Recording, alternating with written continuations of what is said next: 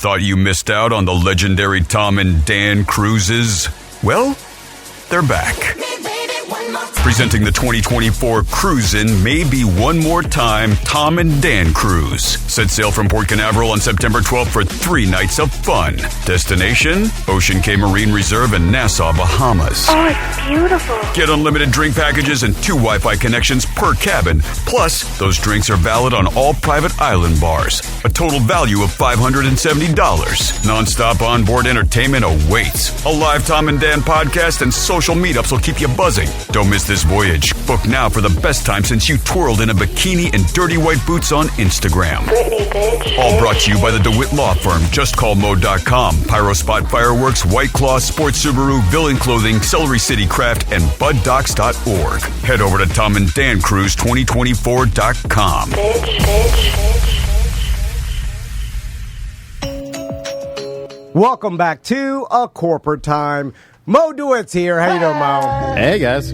So, real quick. Nothing going on in Mo's universe. I mean, it's not like he's planning things or he has any super parties that he needs to coordinate. Nothing to see here. Yeah, Mo's Comedy Jam is coming up September 15th. Yeah, man. It's at the Music Box.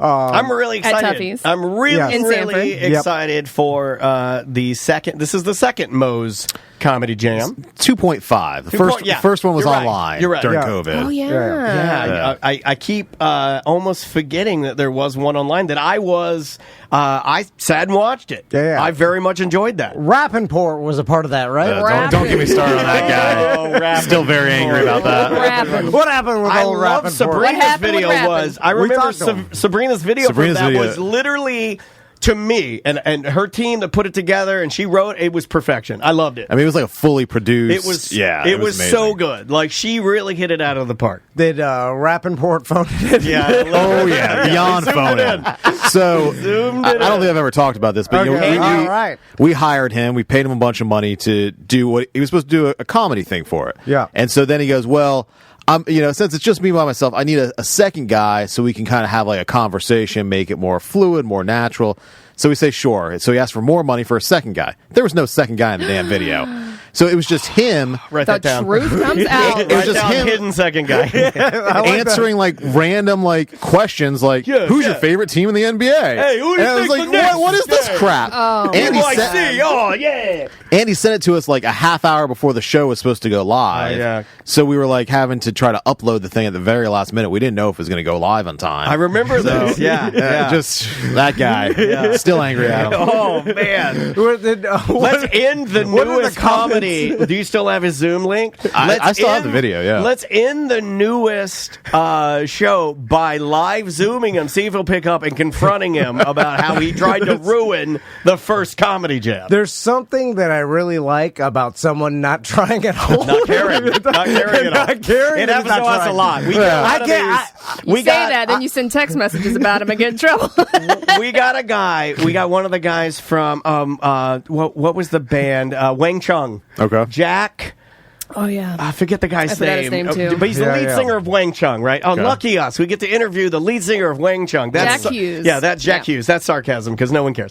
And we got him, and then, like... He was very sweet. He was very sweet. And it ended up being a good interview. But what bothered me, but also didn't bother me because it makes Tom and I laugh, was he was doing it with a fake Zoom background. Yeah, as he he was in was space. waiting. He would look like he was floating in space. Yeah. But we're like, what are you doing? And he answered honestly, and he's like, oh, I'm just waiting to go into the pub. No, he said he stepped out from the pub. Yeah, that's right. That's better. His He was- sunglasses were disheveled. Yeah, he had a couple. He was had a couple already pints. drinking, literally left the pub, and like he put no effort into I it love it. whatsoever. Just did not care. That's beautiful. But he's not getting paid to do Right, that. He's right. just- Right, that's it's- right. His It is publicist different. is telling It him he different. has to. It's like if someone's paying you to do something and then you just phone it in as much as, and then I even like doubling down and be like, you're gonna have to pay me more to make this good, and then you pay him more, and then he does even worse of a job. Like you just gotta respect the hustle. just the not caring. Yeah. And then maybe he says people will, I'm Rappaport. yeah. I'm goddamn Rappaport. They'll see this and they'll be like, "You did a poor job." That's how much they don't care. Yeah. I know they'll know. Or are they assuming no one will see it? I think a lot of people do. Maybe that could be. I think a lot of people, they just dismiss it. Like, if I dismiss it, you've told me that before. You're like, if you don't look at it, it doesn't exist. Yeah, but just by the kinda right. Listen, Yeah. I know Mo pays well, and just by the payment, He does knows fairly. that someone will see it. You know what I'm Yeah. saying? You would Yeah, think, you're right. But in his world, he's in L.A. He doesn't, he's doing big. Well, he was doing movies. I don't know if he does anything anymore. Yeah. The other weird thing was I didn't know he was like so political online, so we got some backlash on that because I had no idea. And then Oh, you got to do your research. Bro. I only know him from Operation Dumbo Drop or something. I mean, that's my last reference of him. Oh, wow. That's a Didn't he- reference. You know what's funny is that, like, he played a Nazi named Remy. Yeah, he did. And he did. That's true, He yeah. played a Nazi named Remy. Yeah, That yeah. sat at a clock tower, if I remember correctly. All right, Mo. I remember so- I took a Let's girl. get down to business. I took a girl on a date to that movie, and I was like, "Oh my god, this weird is- choice of a date I movie. didn't know. I didn't know that different Rappaport. time. I didn't know Rappaport was going to become the Nazi in the movie. So Mo, I saw a post on the BDM page last night about a YouTube documentary that came out about the coolest cooler, right? And Saw that as well. And so Are you here to throw some shade? no. 'Cause I still Daniel has have it. Yeah, Daniel has the coolest One of cooler. the few who got it. I have the original. Yes, I did the sign for love in Hawaii with my hand. I have the original orange coolest cooler with the plates, with the ceramic knife, Yeah. with the blender attachment, with the Bluetooth speaker, and with the extra battery pack. So the reason why I bring this up is because first we talked about this so much when this whole thing came out, and Daniel was like had his money because Daniel was bitching about him not getting it, and then Yeah. he finally got it anyway. So we watched this, and then the title of it was like scam, like it implied that the whole thing was a scam. Well, It's $13 million. The thumbnail is just whoever it appears to be the inventor of the coolest cooler with his arms around two bikini babes. And it just says scammer. But that was a promo shot that he took for another invention called shot put. Have you seen that one? No. And- Get me on board. I'll fund it. And it was, I'm it a was- funding pig. It was like a catapult that would shoots shoot, fun? They would shoot shots over like a fence of a rave or something. Wait a minute. So this is a shot. It'll shoot What? like shots, like Jello shots. yeah, something like that. Hold yeah, on. Give me the Indiegogo. I will fund it. So my question is, Mo, and then you kind of skip because when I first saw that, I was like, was it really a scam the whole time? Because Daniel did get a coolest cooler, and it seemed like when we were talking about it, they were just bad at business and Right. didn't know what they were doing. I opted in. My wife actually opted in at like I think $175. Okay. Or $179, Yeah. something like that. I think it was under $200, which is a great deal. We got in and we were going to get one of the first, I guess, 1,000 made or something like that. Yeah. Something ridiculous, and it just kept getting pushed back. Yeah. You know, everybody knows the rest of the So story. I guess the general question is, what's the difference between scam and bad at business? I mean, it can be a fine line, I mean, somewhat it's your intent, and if you're lying to kind of keep things afloat, I think that's where people get in a lot of trouble. Like the Fire Festival guy, obviously. I mean, that turned into be a huge scam. He's doing it again. Did Yeah, you see which is it? unbelievable. It's I mean, unbelievable. and how are people giving him money more? He's doing it again. He's doing getting it- out of prison. He's doing it again. He said this time when he had a lot of time to reflect while he was in prison. I told you guys And now this. he's getting it together, and it's going to be real this time. It People is- will pay. Yeah. Because they want to be part of the next documentary. I kind of want to pay and bring my what is this? The slingshot that shoots shots would be perfect for the Fire Festival. It's brilliant because of just the amount of marketing and people know about Yeah. it. Like people will pay, to be a part of a disaster Yeah, but at what this point. But technically, maybe it's not a disaster. Like like he could pull off a festival. It's not- Literally everything that guy put his name to has failed. Pretty much, Everything. yeah. But I mean, But this more time- people will watch. This time's different, Sam. He's got it Yeah, this time. You're right. You're right. But going No, back, I'm not.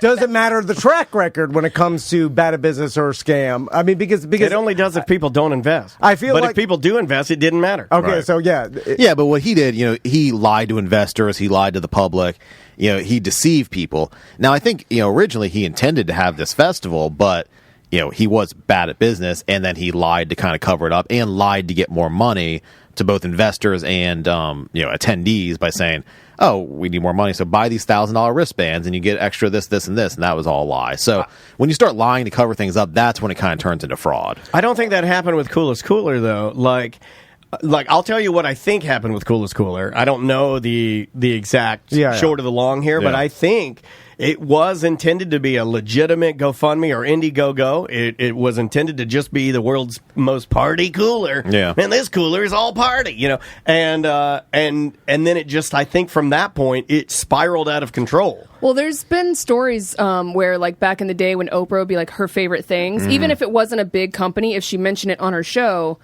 like, these businesses would be inundated with orders, and they couldn't keep up, and then people started attacking the company, saying it was a scam, but it wasn't really a scam. They just could not keep up with the inventory. Like that guy with that little so horse I wonder if thing, that remember? was the on horsey thing, Well, but I guess then... He strapped it to his leg, he went on Oprah, and then, like, in one day, he had, like, 20,000 orders for this little thing, this little ride for a child that you strapped to your leg that looked like a little horse, and then it bankrupted his company. It's too successful. Well, he started building factories to fulfill the orders, and then once he started fulfilling the orders, he realized that, like, people started canceling and dropping off, and then he had all this huge business, and then there was nothing. So literally, he built it too fast, and so like I feel like Mo and that.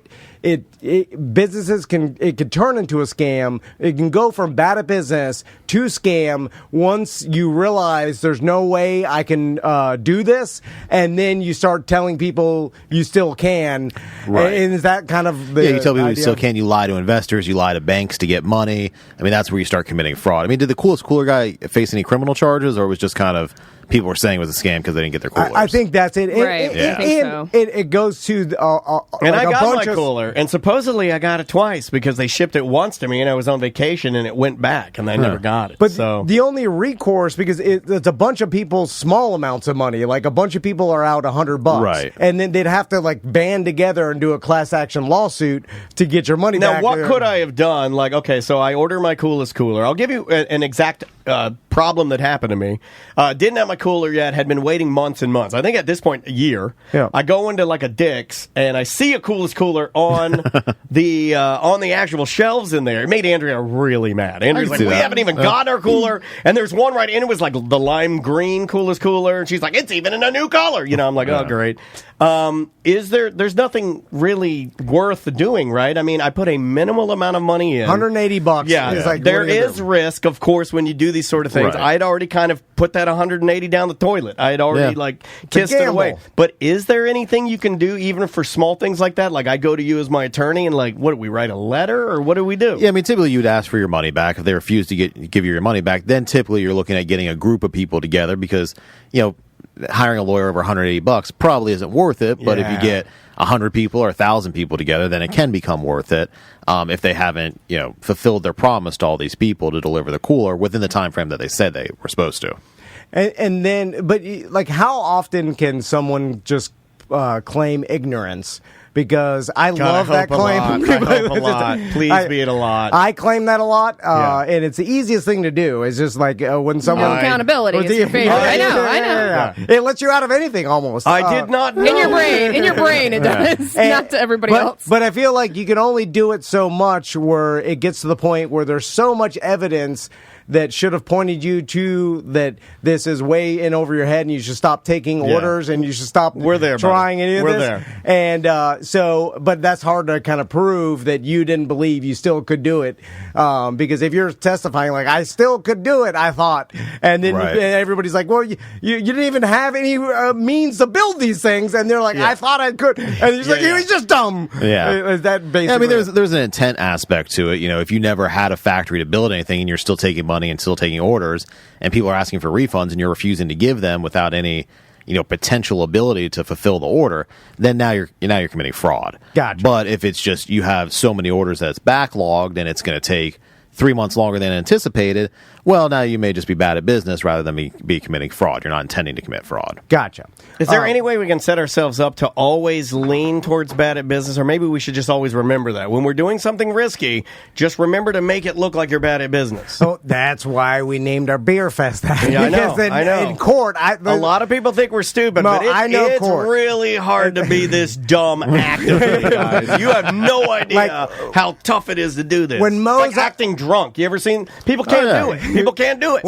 When Mo's up there defending us in court and he's showing the jury the banner that says bad at business, Mo he's will like, not defend us. see? Mo will have somebody else defend us. He's like, see, they told It was everybody. a disclaimer right there. It's in the title. And they did it for 10 years. And then the judge is banging his gavel. He's Order! like, free! Order! That's the only thing I think judges say. I don't really. Do judges still use gavels, Mo? Yeah, they do. I thought that was a thing of the past. But only to Tom was convinced that it was not a thing only anymore. to Seems like it should be a thing of the past. I'll give you that. I want a Tiny laser. wooden What, Bring the hammer? wigs back, what right? about like a laser gavel? Or can you have like a hologram one? Like, Or just a soundboard where you make the sound. Soundboard would be cool. You're gonna put a little. Oh, there it is. So, Like Mo, I saw the Mo-mobile. Oh, the Mo-mobile. So, That's a great video, dude.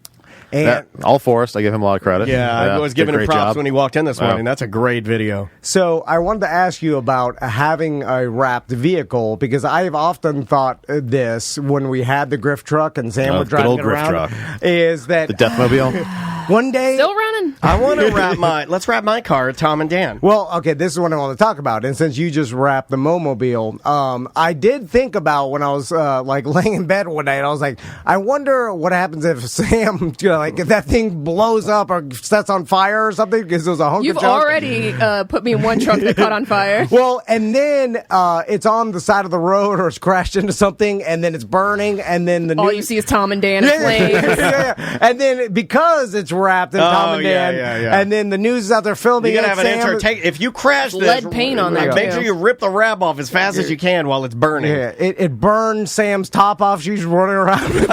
Just my top. I love the idea. This guy's so horny. Mo, Sorry, they're help not- me out, Mo. I'm just talking about employees that are getting into car accidents where, like, the Unbelievable. fire burned her top off. She's like, yeah, it didn't burn her breasts. I'm just saying- And then you're running down the highway. And then she's screaming. And she's like, help! The fire burned my bra off. but And it released my boobs. I only said that because I'm painting a scenario that Yeah, would you're get the painting most. something. When he says scenario, he means fantasy. I know. Remember that for Yeah, the yeah, future yeah, because yeah. he always comes up with a scenario. Yeah, in his warped logical mind, a scenario is fantasy. Yeah. Just mark this audio as Exhibit A. So I done and done.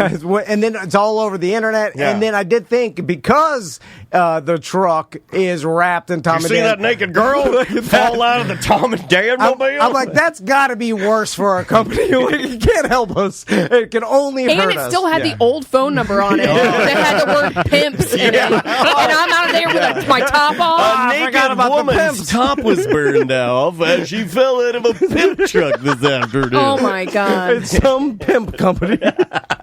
So anyway, A group of pimps released one of their hoes. Can you say that? I don't even know if you can say that anymore. could A that be? flaming hoe. I just had a genius marketing idea for Mo. Whoa, what happened? The Mo train. Oh, like the Godfather Yes. from WWF Yes. wrestling, and then we get all the girls and they Yes. start dancing. I don't think you can do that. I don't Why think not? I don't think you can do the. Yeah. We're saying Mo train. No, I know, Yeah, but yeah, it's just, but it's, just the whole yeah. implication. It implies hoe train. Yeah. I miss a good It's hoe like- train. It's fine. Yeah, but it's like saying consensual. The N word with the W word, and then the whole it's all. You know what I'm saying? No, that's not like that at all. But you say it like that, and you're like, no, but There's you know an what you attorney mean. named that in Georgia. There's an attorney named that in Georgia, and every time I see the billboard, I'm like, what? I'm sorry, Mo. Just delete all this audio, Oh my please. God. Why did We'll we do do it. Start over. We'll do it. You're the boss. Mo-mobile, Yes. is there liability in that? So as long as you don't own the vehicle, there's not liability. Like now there's a company where they'll wrap Ubers for you with wraps for whatever company that's paying them. And so a buddy of mine who's a lawyer in D.C. did this with a bunch of these Uber vehicles. And he has no liability if that car gets in a crash or an accident. But what's happened is now people call his office and be like, your driver's sleeping outside in their vehicle outside my house, or your driver just cut me off in traffic. So he gets those kind of calls. But legally, there's no liability because he doesn't own the vehicles. He's just advertising Those on could be them. kind of fun at the Christmas party if you record them right. Oh, yeah. Like, and then you release them later for everyone to hear. I guess, it would just be a marketing gamble if something... Right, if something happens, it could be bad publicity, but legally, you have no liability, as long as you don't own the vehicle. If you own the vehicle or your employee's driving the vehicle, that's a different story. That is a different deal. Last question, Mo, because it was all over the news over the weekend, and it was Burning Man, right? Oh, yeah. So, Mud Man, this whole, it rained it's there. Really stupid. And people got some mud feet. And so, but it was a whole thing, but big also, deal. I heard that it was both the worst possible scenario in the world, but I also heard it was a great one of the greatest human achievements that's ever, because everybody came to, seriously, people that go there, they say that there's nothing like the fellowship, and look what we had to do, and we persevered, and we are stronger than you. So it just better than you. My question being, if you have a giant festival and some act of nature happens and there's mud, which we've had causes rain at almost injury, all of our events. Yeah, but it's just that causes some sort of injury. Is the festival liable at all? So typically in acts of natural disaster like this, I don't think there was any negligence that's been alleged against the people who put Burning Man on. It was just a bad set of circumstances. They got more water than they usually expect, but there was nothing dangerous about it at this point in time that I know of. But typically, those kind of companies that put on these festivals get in trouble when they're negligent, when they don't have proper security, they don't have proper facilities, things like that. That's when they're usually, liable for stuff. And I think that's probably why it made such big, there's such a big deal on social media, is because they were telling everybody, hey, ration your food, ration your water as safety precautions. Right. Hide your kids, hide your wife. And then when you tell people to ration your food and water, all of a sudden it becomes why are they saying that? Now you're panicking. It's what are we on? What they should have said is, hey, you're getting a little chubs. Maybe. Well, they didn't have an evacuation plan in place, which could be an issue, right? Well, I don't think there was one road in and one road out. Yeah, I mean, and once that mud a lot of people started walking because you can't drive through that particular type of mud. Yeah, but I guess. I saw the I one can drive Jeep. I can drive through that mud. The one I can drive it walk any 6 miles or something. Diplo and Chris Rock got away out, but they're they're rich, Well, super rich. yeah, they're it is kind of funny when they're one road in, one road out, and it's a giant desert that expands. And don't go anywhere else. Not allowed. Right. And there's one road. You're but you're in the middle of nowhere. No, stay on the path. Stay on the path. Mo, thanks so much for that. that. And Thank always you a guys. pleasure seeing you. Good to see you. If you're injured on the go, just call Mo. JustCallMo.com. He'll help you out. He's helped dozens of BDMs. And And if you got a question, you can always throw it in the group. He's always floating around in there. But if there's something serious going on and you really do need an answer, he's got an amazing team of humans that will help you out. Because I know that stuff can be intimidating and scary. It is to me. You put me at ease. We try. A lot of people don't know that I've actually, remember the time we came to him with the thing and he was he's like, hey, settle down, homie. And I'm like, simmer down. My neighbor just settled his case with Mo. Oh, super, right on. Yeah, I remember that case. Yeah, super happy, nice. satisfied. Text me to say it said everything went well. Very cool. And Awesome. I'm very appreciative that we use Mo. So all right, we're going to take a quick break. We'll be right back with more Corporate Time. Welcome to Corporate Time with Tom and Dan. I'm Tom. I ain't sorry. I'm so sorry. I'm Dan. I'm here. I was like, I'm so sorry. I have the glitch. Sam is here. How you doing, Sam? Hey, I'm good. So this Friday is Mo's Comedy Jam at Tuffy's Music Box, and with us in studio, Mr. 407, Kevin Dean is here. How you doing, Kevin? Oh my gosh, so happy to be here. Thank y'all so much for having me. Man, we appreciate you being here. So Kevin's going to be obviously performing at Mo's Comedy Jam. So Kevin, how did you become Mr. 407? So I actually am from the Orlando area. I've lived in Central Florida my whole life, and I'm kind of a hoe. I have some hoe tendencies. Yeah. We love those. Yeah. You should have been Mr. Ho-07. Exactly. All right. I mean, still can be. Yeah, it's not too late, it's not let's do copyrighted it. yet. But no, I just went on a cavalcade of terrible dates, and after one really bad date in St. Cloud, I was like, you know what? I need to make content about this. I was already doing stand-up, making content. Yeah. And I just made a video. I didn't think it was going to track. I didn't think anybody besides my friend group from where I lived would find it funny. But it just started getting shared and reposted, and everybody I knew, like teachers, guidance counselors, cousins, people I haven't talked to since the second grade, they're like, everybody's sharing your videos in our group chat. And from that moment on, I changed monikers and just started making a series out of it. Yeah, it took off, man. Like Quick. for real. Like those of us that work in, I guess, some sort of comedy capacity knew of you doing comedy, but not that, right? Like, and then when we saw that pop off, I'm like, oh man. And was it a conscious effort once you saw it get traction to go like, I have to try to put this lightning in the bottle. I gotta do, because most people don't get a chance to do that. I guess if you could walk us through like that 24 hours or 48 hours of how it happened and how you decided I got to do something with this. For sure. So I've been trying to like niche down for a long time. I'm very well documented on my social media as like, hey, if your content is for everybody, then it's for nobody. So I was like, okay, well, I love 90s cartoons, so maybe I'll do content about Arthur and X-Men. And then I was like, okay, no, that I don't want to narrow myself down in that bottle. It's like, okay, well, maybe I'll talk about dating. I love dating. So it just kind of made sense. And then it didn't ever occur to me that there was so much relatability in Central Florida dating. I always thought, hey, maybe you need to branch out so people in Albuquerque and Missouri know what you're talking about when they see your content. But it never occurred to me that there were so many people in Florida that was like, yes, dating is a crap show here, and you are relating to us so much. And the fact that you break down, because Central Florida, Tons. it's vastly different between, like you said, like St. Cloud, Orlando, Hunters Creek, Baldwin Park. Like, and you probably haven't even hit them all, right? No, I think I still have so much to go. One of my first thoughts, fears, and anxieties was like, well, you're going to run out of content eventually. You're going to run out of places to talk about.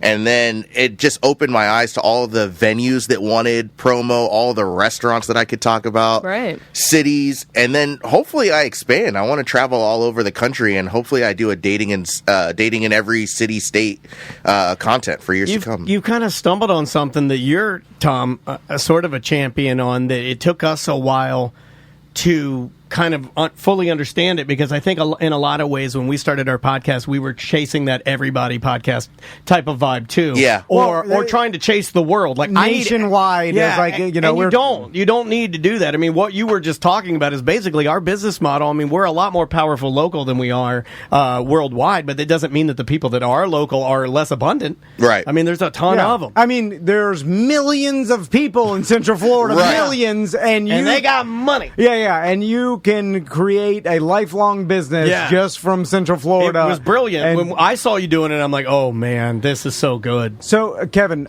speaking of how, Sam brought it up, that there's so many different parts of Central Florida. Like, when you say Orlando, I feel like a lot of people use the word Orlando for Central Florida. Yes. They call the parks Orlando, and then like even St. Kissimmee. They call they call like St. Cloud Orlando, or like all these places, like UCF Orlando, which it is, but man, it's just college town. And completely different than there's downtown, and then there's like Windermere, which I feel like isn't even half of the best of Orlando awards were Sanford establishments. Yeah. I don't know. Sanford, or just and totally half different of it, city. It's like places I haven't even traversed, so it's fun because now I'm getting to open up to a whole new side of the city where people are inviting me out to their parts of town. Right. And then too, like I grew up in St. Cloud, Kissimmee, so I always felt like an outsider. Anytime I was in Orlando, I was like, this isn't really Central Florida. This isn't really Orlando. And people kind of talk down on us in St. Cloud and Kissimmee.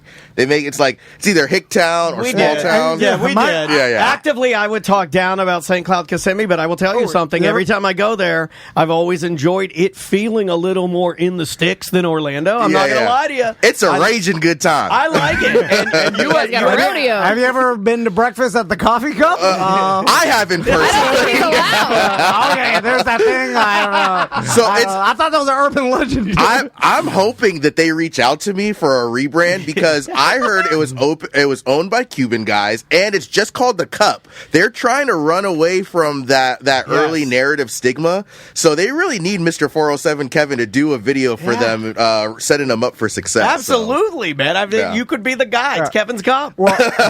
Kevin's Coffee Cup. Kevin's Coffee Cup. Still 3 Ks. Perfectly. And they're like, are you sure you want to do this, Kevin? Dude, I'm telling you right now, I'd go there right now. And immediately you wash the stigma away. Before I was ever Mr. 407 or Kev Comedy, my first comedy name was going to be Kevin the Kissimmee Kid with 3 Ks. And I was like, I'm going to take the rebrand, and you guys aren't doing anything with it. It's genius marketing. They were last weekend. You'll get both sides. Better make the food really good.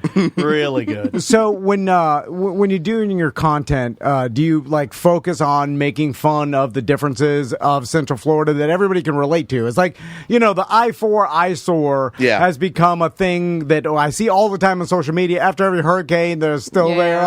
I'm tired of it, by the way. Stop posting the stupid I-4 It'll never eyesore. stop. Yeah. And it's not that much of an eyesore. If I drive, I actually find it. It's been there so long now that if it goes away, I'm going to be upset. Yeah. I'm going to be like, I liked it. I've actually never hit it in any of my videos. I've never once talked about it. I just felt like it was too cliche. It was something that everybody else has already made a statement about. It's not like it's a creepy haunted house or something. Yeah. It's just a glass building. Yeah. It's pretty nice. I think we all know what it feels like to have a dream of finishing something and not doing it. Yeah. So we look at it and we almost can relate to it because that's our life. Wow, that's deep. I'm saying, I've got an electric scooter in my garage right now. I need to finish. It's like life gets in the way, man. I had no idea the Tom and Dan was such an introspective podcast. Oh yeah, that's what people come for our philosophy. You know what? It's an eyesore, crane's roost. What are you going to walk around a boardwalk staring at a Holiday Inn and a stinky it's just brown a spider web of boardwalks and with one old lady Italian restaurant. Oh, look at the culture. There's a Jersey Mike's. They're stupid. Anyway, so Kevin, back to social media, have you played with monetizing it, figuring out how to turn it into a business? How's that going? Or had people approach you, Yeah, I would love to really just quit my day job and just do this. I've had such tremendous opportunities, businesses, venues, the city of St. Cloud. So many people have reached out and it's like, hey, we want you to make content for us. We want you to do promotion for us. And I've capitalized on that. And then obviously more people want me to do stand-up now because they're like, oh my gosh, we watch your content online. I have a wider audience, but it's still in its infancy. I would love to do more with it. I would love for every day a new business to reach out to me and I just make promo, do content, and be funny. Still be my authentic self. We'll talk a little bit of smack about your venue, but it's all in good fun and good faith. Right. Can I give you some business advice? Unsolicited business advice from a white guy.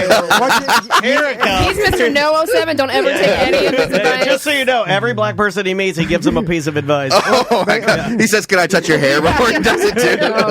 I'm joking. So you need to get in with the tourism boards because I've had multiple meetings with people unlimited money that tell me they're like tourism boards. That's where it's at. I'm like, okay, what do you mean? They're like all these tourism boards have tens of thousands of dollars per month. Yeah, Clearwater, Orlando, Visit Daytona, all those barf out to everybody, and they're wasted on bus stops and commercials and nobody watches. Use it or lose it money too, which means if they don't give it to you, then they're not going to get it next year. For the Visit budget. North Orlando reached out to me, and we started a project, and then I never heard back from them. Yeah, they were very flighty. They're in and out. Okay, but when you get government is so crooked. I went to one of these meetings with old sales partner of ours. I remember our sales partner. And then they're like, this was for Sunrail before it was Sunrail. I remember this. And they're like, this is a real story, by the way. This isn't some lie. They're like, Sunrail has $15,000 a month. They have this on the table. I'm like, $15,000 a month, not a year. Now they're just going to give you that to talk about St. Cloud for the year. It'd be like $15,000 a month. I'm like, what do I have to do? I get on my knees. I'll do anything. And then they're like, you should be able to vanquish somebody just by saying $15,000 a month. You ride the Sunrail, take some photos, put a couple posts. You got to say the name correctly before you. Hey, it's Tom and Dan, and we love riding the Sunwhale.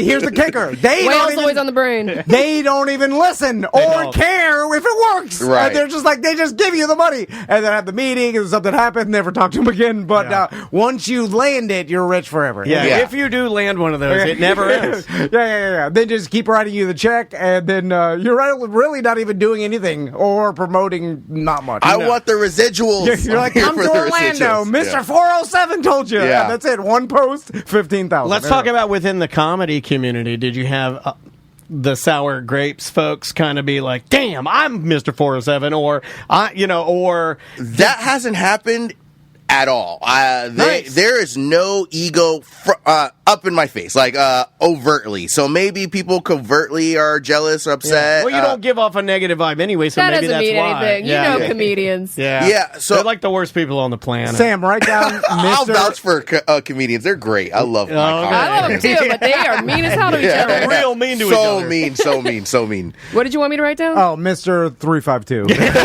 That's my new name. Wait a minute. I used to be. I would have That's to the be Mr. alternative. 904, but then that changed to 386. I just wanted to be Mr. 90210, but I missed it. We had that guy working here for a minute, and then he read my text messages, and I fired his ass. Get the hell out of here. That's a joke. He quit. Yeah, he did. He ran out the door. True. So now, like, I know you're going to be at Moe's Comedy Jam. Are you focusing primarily on Central Florida, or are you looking to, like, start touring elsewhere? No, I want to expand. I want to expand as soon as possible. I'm in the process of just like looking for good representation and agents. Just somebody who can get me in some of these comedy clubs. Don't you dare, Tom. Hey, Tom, unsolicited advice. Tell Mr. 352. Let's go on tour together. Absolutely the worst idea I've ever heard. If that happens, he has to bring his entire family. I can get you that tourism money. I've been looking to sign other artists under the T&D Media umbrella. I've had this conversation. I walk around and tell you guys all the time. And I'm tell like, me God damn, you're wasting time. I've been trying with Mike's Weatherpace for 2 years. Well, you would actually just be a great liaison because I want to go to like Alabama and Georgia All and all right. these other hick towns. And you I was can like, talk to the swamp people. yeah. It's like, look, I have a white friend, please. I know nothing about Get that. in there. All I can tell you is a bunch of ideas. I can't actually do anything else with them. Then you're useless. He'll do that move that everyone loves where they just go, you just do that. Yeah. There's why, your idea. Why don't you just try being successful? Yeah, it's so just easy. be good. It's so easy. Yeah. So let's start breaking down Central Florida here. Sure. Because where would you cap it? Because I know we talked about how Central Florida does expand into all these other cities and Even like little counties. neighborhoods. Yeah, Yeah. I was going to say, this should be a book, there should be a website, there should be an app. That's my first merch that's coming out. I want to create a tour guide called Dating in Central Florida Hell with yeah. Mr. 407, and I sell it after my shows. Hell yeah. Little small booklet, little pieces of advice, each page. Just Easy for you to print, easy for them to buy, something Exactly. quick, cheaper than a textile. yes. Man, you're going to do well. Can I go first, just so you could agree or disagree? Sure. Because this may be a hot take, but I will even go. Most people will say the cutoff is St. John's You're for going to make Central people Florida. mad. Sam hates that Sanford is considered Orlando. But Not Orlando. She called out every single award, and a lot of those are friends of ours. But I think I'm with her. It's like, is there I'm not a saying city? they're not great establishments. They're great. They Yeah. have to win. They have to be great if they're going to win in another But city. make them best of Sanford. But Oh, her- I'm she's sick. not Carrot wrong. Top beat me, and he yeah, lives in in Vegas. I mean, I know he has a house here, but Yeah, but Sure, I mean, like, he sure. doesn't perform here. he's No. not an Orlando comic, And he's not a local Right. comedian. Best local He's comic? Not. He's That's not a crazy. local. You can't say he's a local comedian. That's wild. Anyway, sorry. Go ahead. That's all right. Your cap. I'll expand him get it out. Central Florida from Daytona. I agree with Daytona. Yeah, and then if you're moving west, go to from Ocala and Daytona. Sure. Down all the way to Kissimmee. Melbourne's out. No, Melbourne's not in. Coco's in, and then I'll go. They will eke into Polk County area. Oh, I don't think that Coco's Claremont. in. What about the Claremont and Claremont, Mims? yeah. No, all he's that. saying- I think that Cocoa Groveland. is Satellite Beach, so that's a whole separate area than Central Florida. I think that's the cutoff of Central Florida is St. Cloud. I go to Satellite Beach a lot because of you. I will say that it does not feel Central Florida to Yeah, me. no, I It feels know. like a different area. I just want just based on feelings. yeah. I like it. I love it, but I'm just saying it's. I want to include the beach. If I'm going all the way to You did Daytona, at the beach, Daytona. Yeah. I think but- that's a contradiction. You can't be Central Florida and be beach at the same time. Beach is a coast. Yeah, you're right. All right. You're right. No, All you're right. right. And So you're even removing Daytona. I will give it to Daytona just out of the sheer Daytona Beach, silliness okay, that yeah. Daytona Oh my brings to the God. table. Well, I grew up in DeLand. So Okay, yeah. It's just trash, wall to wall. I love it. but- I didn't even realize half of these places were Central Florida. They just kept on asking me to name, like, when it first started on TikTok and Instagram, everyone was like, do this place. And I was like, I have dated here. I have done this. And it got to the point where I expanded too far and I almost didn't know what to talk about. And you could see my expertise dwindling a little bit. I gotcha. Like when I did South Florida at one point, I think I called Pompano? Yeah. I was like Pompano, and they killed me. yeah. They killed me. They were you like, can't give him an old Pompano. Pompano. I believe my father used to say Pompano. Yeah. Stay out of, like basically all of South Florida. It's a different country down there. I got to witness the chat room do something that must happen to you a lot. I saw a person pop in and then immediately go, "Oh, yo, Mr. 407." Does that happen to you? Everywhere. Does it? Everywhere, and I love it, bro. I'm such a hoe for attention. But yes, it's I good want that it. You embrace that, though, because some people have the absolute, and it's the worst when you do see that person out and you go, "Hey," and then they're like kind of an a-hole or not. Hey, like, what are you doing this for? I Exactly. assume that I people love get that you love tired of it eventually. I don't think I Why, ever though? will. Why? I've been broadcasting in this town almost for 30 years. I will never get to a point where a listener that's been listening to me since I was 19 on Real Radio, if you come up to me in dinner, whatever, and you say, "Hey, man, appreciate you," I'm never going to get tired of that. I'm ever. excited. Ever. I hear people like Eminem talking. He's like, "Hey, I can't go to the bathroom. I can't go out with my kid without like 50 people coming up and asking for autographs." I assume that Because your beard's all weird. eventually you want some level of privacy when you go out. I do not. Yeah. Come up to me. I can't set foot in the Castleberry B-dubs without getting mobbed. I have to wear a disguise. Yeah. That's great. I want to wear a disguise. I will say I'm a bit of a celebrity of the airport Hooters. I have a chic disguise that actually want to You can't wear it anymore. It's wild for me. I went to the Milk District. I was just doing shows out there, and I walked out right in front of Sportstown, and like 4 or 5 girls were like, "We love your content. Will you sign our chest?" And I was like, What? "This is what I made content Living your for." dream, Tom. Yeah, this This is guy's great. signing chests. Yeah. Drunky the Bear used to Can sign chest. I say chest on this You can pod? say Yeah, you can say Yeah. boobies. Oh yeah, no, I definitely signed some boobies out here. Yeah, Tom just that's- offered a guy $100 to show his ding dong. Yeah. Oh. We had a male model in before you. Wow. So That guy was giving me I'm some offended no one has asked me to take my pants off. That guy was giving me some real creepy vibes. I'm just No. Now, I'm joking. how what's the micro breakdown? Like, are you, like Oh, that's when I dance really fast?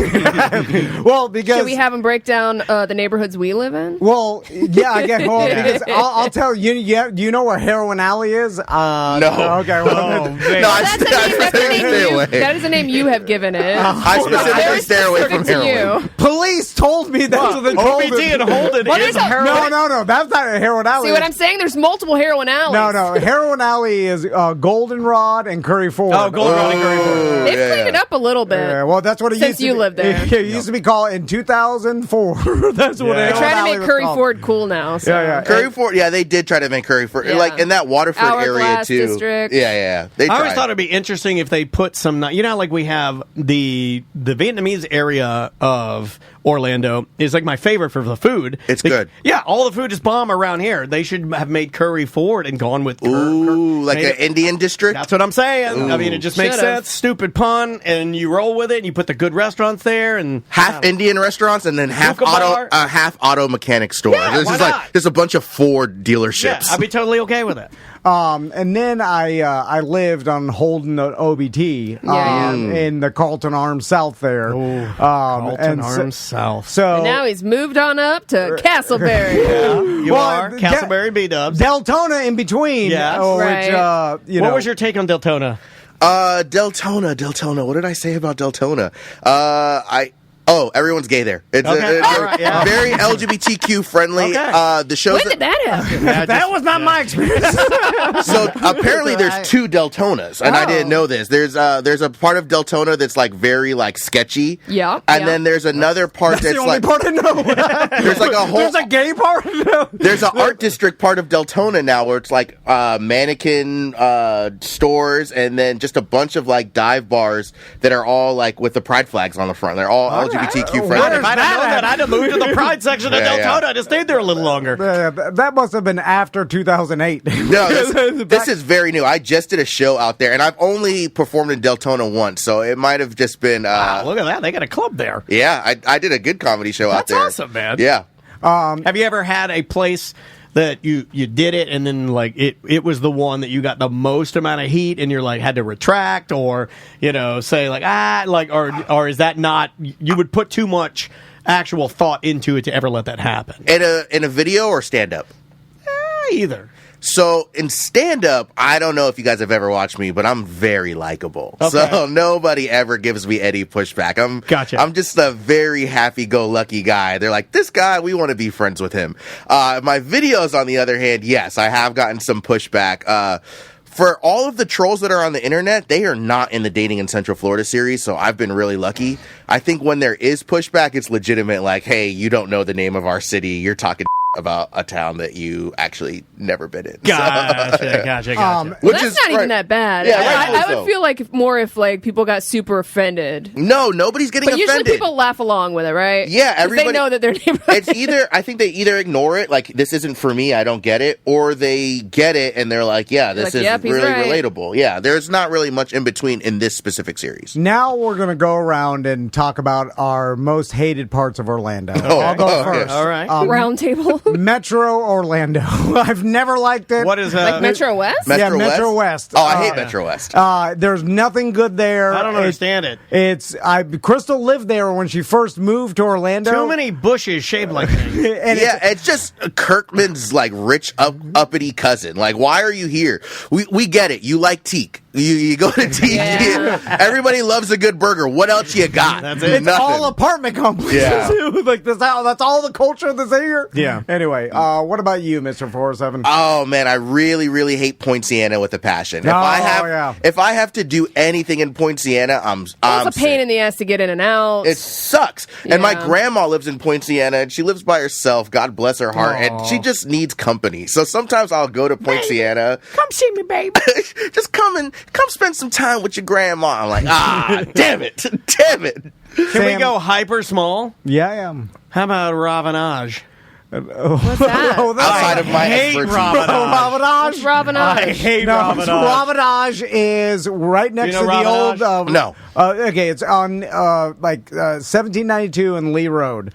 He nailed it. and This man knows his Ravanage. I drive by Ravanage all the time. I hate Ravanage. It's been near the old closed down Bubbaloo's that they're eventually Yeah. going to turn into. They closed down Bubbaloo's. They closed down they had a Tony Roma. What was it? TR Fires. Oh, I in front miss of Tony Ale Roma. House. They had a TR Fires. And every time I drive by, I'm like, Ravanage, you think you're better than me? They do. They think they got a fountain. They've got different colored stones or marbles. They got Yeah. like a little thing, and you're like, "F you, Ravanage." Yeah, I'm like, you'll always be the old Bubbaloo's to me. Yeah, I look at you. I'm like the Lee Road hooker peed on you. Do you Lee guys- Road hooker peed on you? Do you guys remember a place in Orlando that was called Splendid China? Yeah. Oh, yeah. Yeah. Yeah, where was that at? That was part of my childhood memories, and I, as an adult, was like, iDrive, right? did I make that I up? think that was an iDrive thing. It was an attraction. You could go there, and it was Says like, it was in Four Corners. it was a Chinese theme park you could go to. And My mom worked there. they at had a one tiny. Why didn't you ask her? They had a little wall of China, and then they had the fake terracotta I warriors. never got to see that. Yeah, They had the terracotta warriors, and they did. It was like a Chinese experience in Wait, the how middle old of. are you, Kevin? I'm 31. Okay, so how the hell You did got you a see it? good ass memory, dude. I was so young, and I just remember my parents taking me there. Like, we went to Old Town, we went to Splendid China, and we maybe went to South Chase Movie Theater, and that was our outside experience. Splendid China. I didn't realize they didn't close until 2003. I didn't get to go What to the hell? Splendid China. I remember when they closed, one of the big things was like as soon as it closed down, you if you were like a teen, you would break into Everybody was trying to steal the stuff out of there, you'd right? break into Splendid China and you would smash all the terracotta warriors. Oh, You smash them all up. that feels mildly racist. Yeah. Oh, yeah. Unless it it's does. like- It does. Yeah. Unless it's like Taiwanese exchange students, they're like, it's true, right? this is Exactly. us. Like we have to do this. We It's not have as to good do as the this. originals. Here's an area that I'll never really feel like is an actual area because I lived here while it was being built, and it was just fields, the fields before Bithlow, Yeah. which is Waterford Lakes. Oh, yeah. That's where I live. I'm very. When people say Are like, you if really it wa- wa- and I'm like, the Yes, you are. shopping center. I keep every time someone says I live near Waterford Lakes, I'm like, the shopping center. Yeah, All Waterford I Lakes know just is the came up. shopping center. I give all the credit of Waterford Lakes to Frickin' Keglers. Yeah, I remember when that was being built. I always feel when somebody says that, I always feel like they shouldn't be saying it. I was like, I don't know if I'm being racist Yeah. in German. It sounds racist, right? Frickin' Kegler sounds like something your grandpa would mumble under his breath. Frickin' Keglers. Yeah, that's what you did. You did it. That's exactly what it sounds like. I don't like. like certain areas in Orlando, I don't like the buffer areas we have. Like, for instance, I don't like, what is the, like, when we're driving out to, like, Cocoa, that area there, I don't like that. Yeah. There's nothing there. Like It's just- Wedgefield? Titusville? Yeah, I don't like it. It's just, like, what is that? It's Everglades. All of these places are terrible for me because of dating. So, like, you'll meet a girl and they tell you they live in this obscure part of town, like Waterford or Titusville, and then you're like, well, damn, I got to drive to your side of town and hope that there's something to do there. I got to Google what there is to do there, and then hope you don't live with your mom, your cousin, or your fiance that you didn't tell me that you guys are still together. Yeah, well, that's a huge problem with Orlando. It's like, you live in Orlando, you're like, okay, I live in Orlando too. Oh, let me put in Google here. Oh, you're 45 minutes away. You're always 49 minutes away. It's always 49. And it's the same place? Like, yep, same place. So, and that's usually an underestimate, I've found. Usually when it says 45, 49 minutes, it's usually closer to an hour and 12. You know what I mean? And then they all have the same 3 restaurants in their town. It's Chili's, Applebee's, and Outback Steakhouse. And then you're not really setting yourself apart. You go on the same 2 for $25 date. Hopefully she had enough 2 for $1 margaritas at Chili's that you guys are going to have a good time afterwards. Speaking of Chili's, have you guys been to the Waterford Lakes Chili's? No.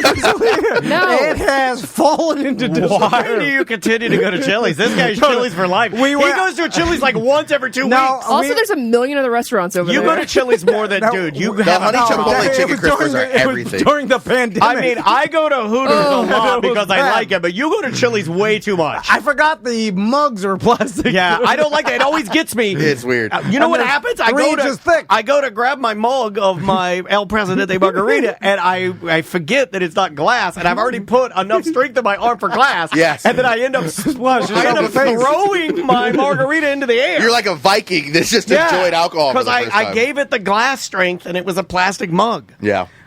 So, Kevin, what is all your social media so everybody can follow you? man. You can follow me on everything at Mr. 407 Kevin. I'm also on Mr407Kevin.com, so you can watch see where upcoming shows are happening and keep up with the content. There you Awesome. go. Well, Kevin, we'll see you on Friday Excited at about Mo's it, Comedy man. Jam. We appreciate it, and I'll give you my business card in case you want some. Talk some business in the future. We're going to open the cafe back up, right? There's a whole thing. I got it written down. Kevin's So- Comedy Cafe. One and two, Kevin's Comedy with a K. Kevin's Comedy Cafe. K is for laughter. And You just got to put my face on the front of the sign. And It'll fix it all. It'll fix it. in whiteface. Oh, my God. What are you doing in whiteface? I'll be the first black guy that gets canceled for whiteface. All right, we'll be right back. Welcome to A Corporate Time with Tom and Dan. I'm Tom. I am Dan. Samantha, our producer's here. Hello, Sam. Hello. It's the final days to get your ticket to Mo's Comedy Jam. The final days. It's Friday. I talked to Bustecker yesterday. He thinks it's going to sell out. In fact, probably by today. I'm a little worried about him. He's asked me if I wanted tickets to this thing 25 times. Yeah. I think me he's and going Daniel crazy. will be there. Yeah, we're going, dude. I'm not going to miss this. I love me some Mo, and Yeah. you should love you some Mo as well. He bought free tacos for everybody. Also, all the proceeds are going to go to Yellow Brick Road. This is a charity event, so you come out to a great comedy show. David Jolly's going to be out there. He's coming in tomorrow. It's also Mo supporting some of our favorite local comedians. I think it's really cool that he supports local guys and showcases them at one of the best venues you can see stuff at, which is Tuffy's Bottle Shop and Lounge. Also another great excuse to slide by there and see that little installation in beautiful Sanford, Florida. Interested to see Captain Wright. Just because he's so young, I'll be amazed that he has the balls to do this. Cool as a cucumber. Cool as a cucumber. And been doing it I for a forgot long you haven't time. seen his stand-up. I haven't. Yeah, I he's saw good. some on TikTok and He's stuff, good. but it's just amazing that someone his age is that comfortable on stage. But not amazing when you see a really old comedian. Like a really, really old one, not amazing. Well, I've never really seen a stand-up past 78. What's the oldest 80? stand-up we've seen? The weatherman that we know, maybe Fritz Coleman? Fritz, but Maybe he's Fritz. Oh, yeah. Yeah, maybe Fritz. He still got it. Yeah, you're right. But I'll eat my words. you don't get it for long. No. Eventually, you freeze. It's a burst on stage, and then it's done. Yeah. And then those who say that I'm wrong, I'm in look You're at freezing life. right now? Look at him. He's freezing, telling you about the freeze. You eventually die, so your brain eventually gets worse. Okay, speaking of person whose brain is dying, thing. Steven Seagal. Oh. Where are we with Steven Seagal? We have a guest here for our segment. Are you a fan of Steven? Not at all. Not at all. Not Okay, at all. good. But then I'm a fan. I'm a huge fan. I'm a bigger fan now than I've ever been. And we're going to do it. Should I do it? Yeah. Because I've been keeping up with this. Oh, This new song alerts? This is a weird one. I've been holding this. It's been 3 weeks ago I wrote this. I'm already bored of this. I hate this song. All right, so here's the newest one. Let's do a little weird job. New song.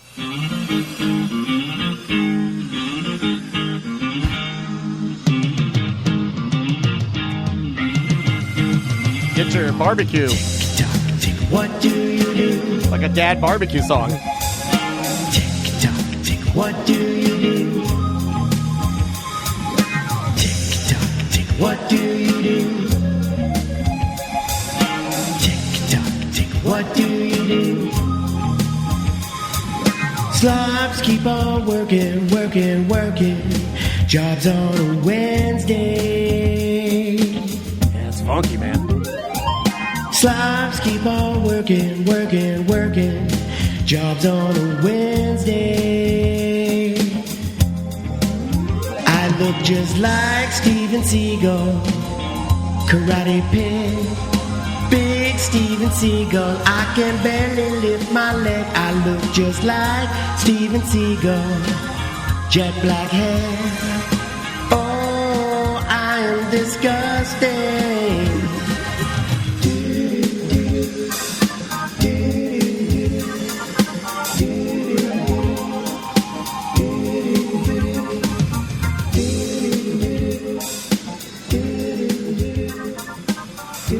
There's an old Zen story of two monks that were walking across the bridge.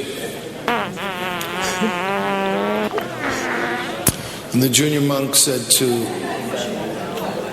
his teacher, he said, "What is the Buddha nature?" And the older monk picked him up and threw him in the water.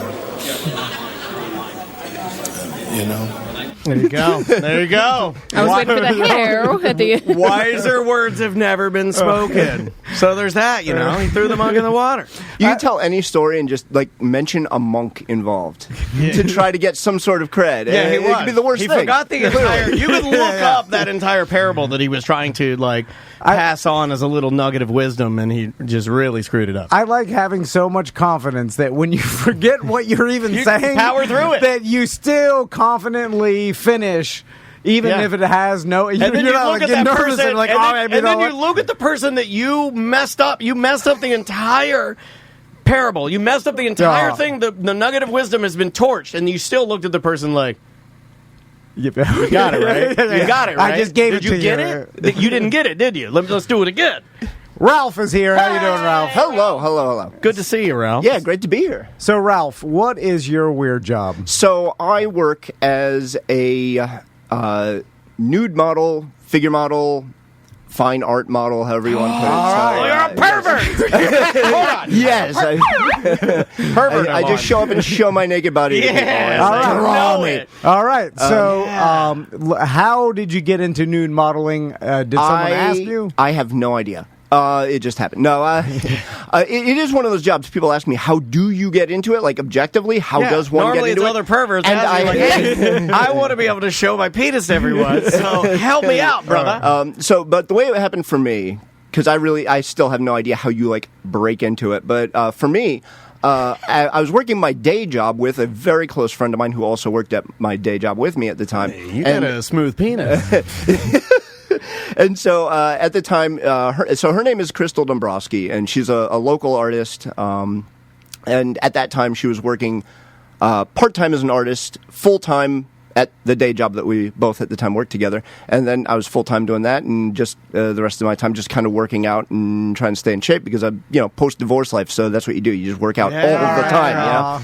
Tom's getting that out of the way before the divorce. Dude, you're looking ripped, dude. You're looking good, good. right? Yeah. He looks Seriously. good. I think you could showcase it, man. Are you going to start modeling? You could be the next Ralph. I'll recruit you. If you do it pre-divorce, you don't have to waste a bunch of time. Yeah, exactly. Then you're like, I'm never going to get laid until Because if you enter and then you've got a lot of work to do, all you're going to get is slam hogs. But if you want to weed through those and get to the good stuff early, you got to do some planning.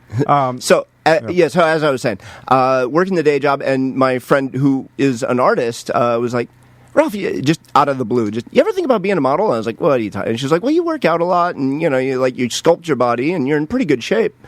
You should, and so of course, at work, not wanting this to be an HR thing, she just had to start backpedaling. Like, I'm not hitting on you or anything. Really sweet. And I'm sorry for what I said. but it's fine with women. Really.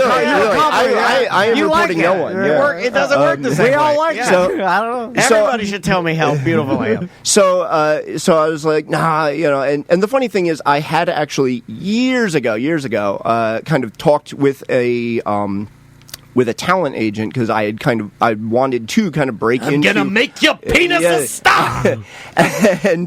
And she just trashed me. She told me the art or you'll never be anything in this. Oh yeah, exactly. Literally told me go home and put egg on my face. So I disgusted this one. Yeah. She literally told me go home and put egg on your face. You'll never work in this town. And so now years later, my friend Crystal is you should be a model, and I'm just like, what are you talking about? I'm gonna show that old lady. I'm gonna dust off my bikini. So I told her that story, and she's like, no, I'm not talking about fashion or any of that. She's like, I mean, like artists would want to draw you, and so that just turned into a conversation. She's like, well, come by my art studio sometime, and just try it out. So I did, and it was just a really cool experience to just kind of be working. Tom, you look stunned.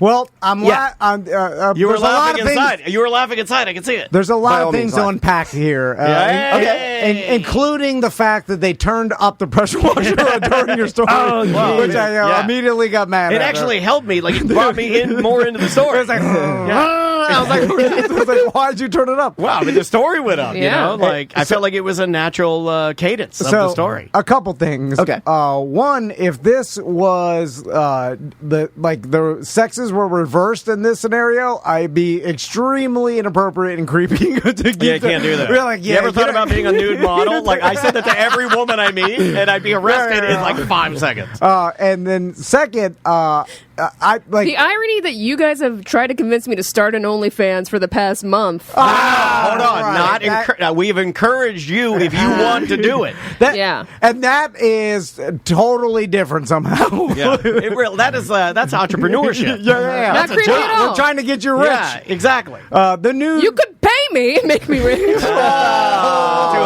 hard, way too hard. Too much paperwork. And then also, like, with her just continuing to ask you, like, if you ever tried being a model or whatever, like, well, it wasn't like a continue, like, that was all in the confines of just like 1 15-minute conversation. So okay. it wasn't like she was like continuously harping on. We were just kind of having a conversation at work.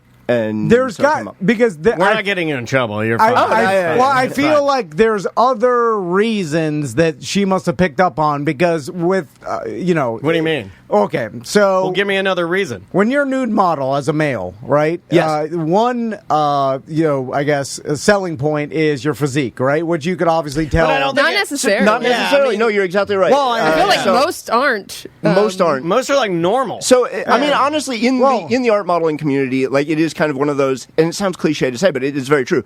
All types welcome. There's old men that aren't in great shape. There's women of all sizes. Is to draw different types of bodies. Exactly. Yes. Must have your bulldog ass as my muse. I will take a poll and that happens too. With all our bearded fatzos that we have listening to us and ask them if they've ever been approached to be a male model. Right. I know what you're saying. I bet there are more bearded fatzos that are art models. 100%. They are, but his point is they're not being asked to do it. They're doing it because they choose to do it because they're big fat perverts. All male models are fatzos. Is that what you want me to say? That's not what I see. Anyway, but also there's another aspect to male model which you can't notice from the outside, but there's an energy you get, and you're putting it off, Ralph. Yeah, he's outgoing. And so does Pete Davidson and other. You get what I'm saying? Is there's a right. There's a D D energy here that Ralph has, Pete Davidson has, other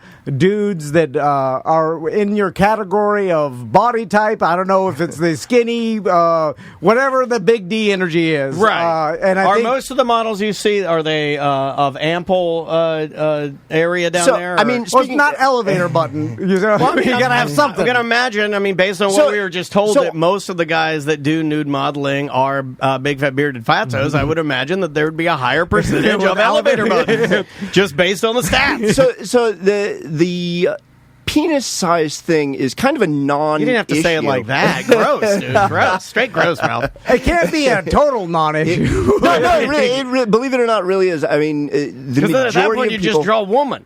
You draw all women. Well, I a lot of times I notice that they don't like to necessarily draw it, but they definitely like to draw the muscle structure. And they then draw the essence of it. It's like a LaCroix. Well, yeah. No, you're exactly right. The essence of the penis. Yes, that's exactly it. Like you get the essence of it. Like when they get to that part, they'll kind of smear down the chalk in the drawing or whatever, and then it's just out of.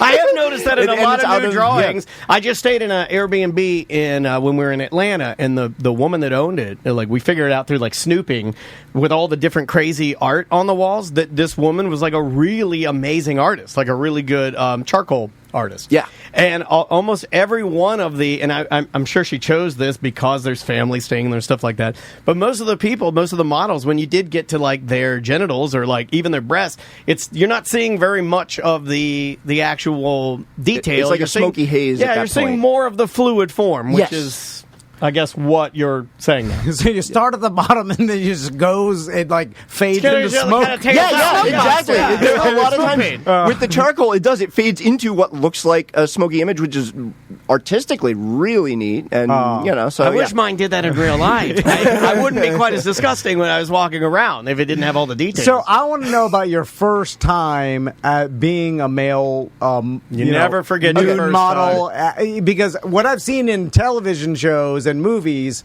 is there's usually some studio set up. Yes. There's a bunch of women with easels and it's men too. Yes. Yeah. Well, I'm saying I'm in the movies. You're traditional. I'm telling you, the movies. It's usually a scene in 40-Year-Old Virgin, and it's all wet, right? Yeah. And then you walk up, and then there's a crate.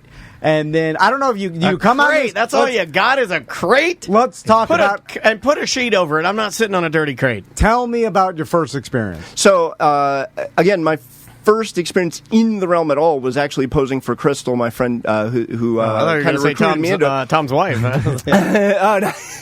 And so she just had me come over to the studio and kind of ran me through the whole thing. As far as what it's usually like to be an art model. They do a post for this long, try this, try that. And then she so after that she was like, well, what did you think about that? And I just found it so amazing to see the art that was being produced just from kind of hanging out in a room with a friend of mine and striking poses.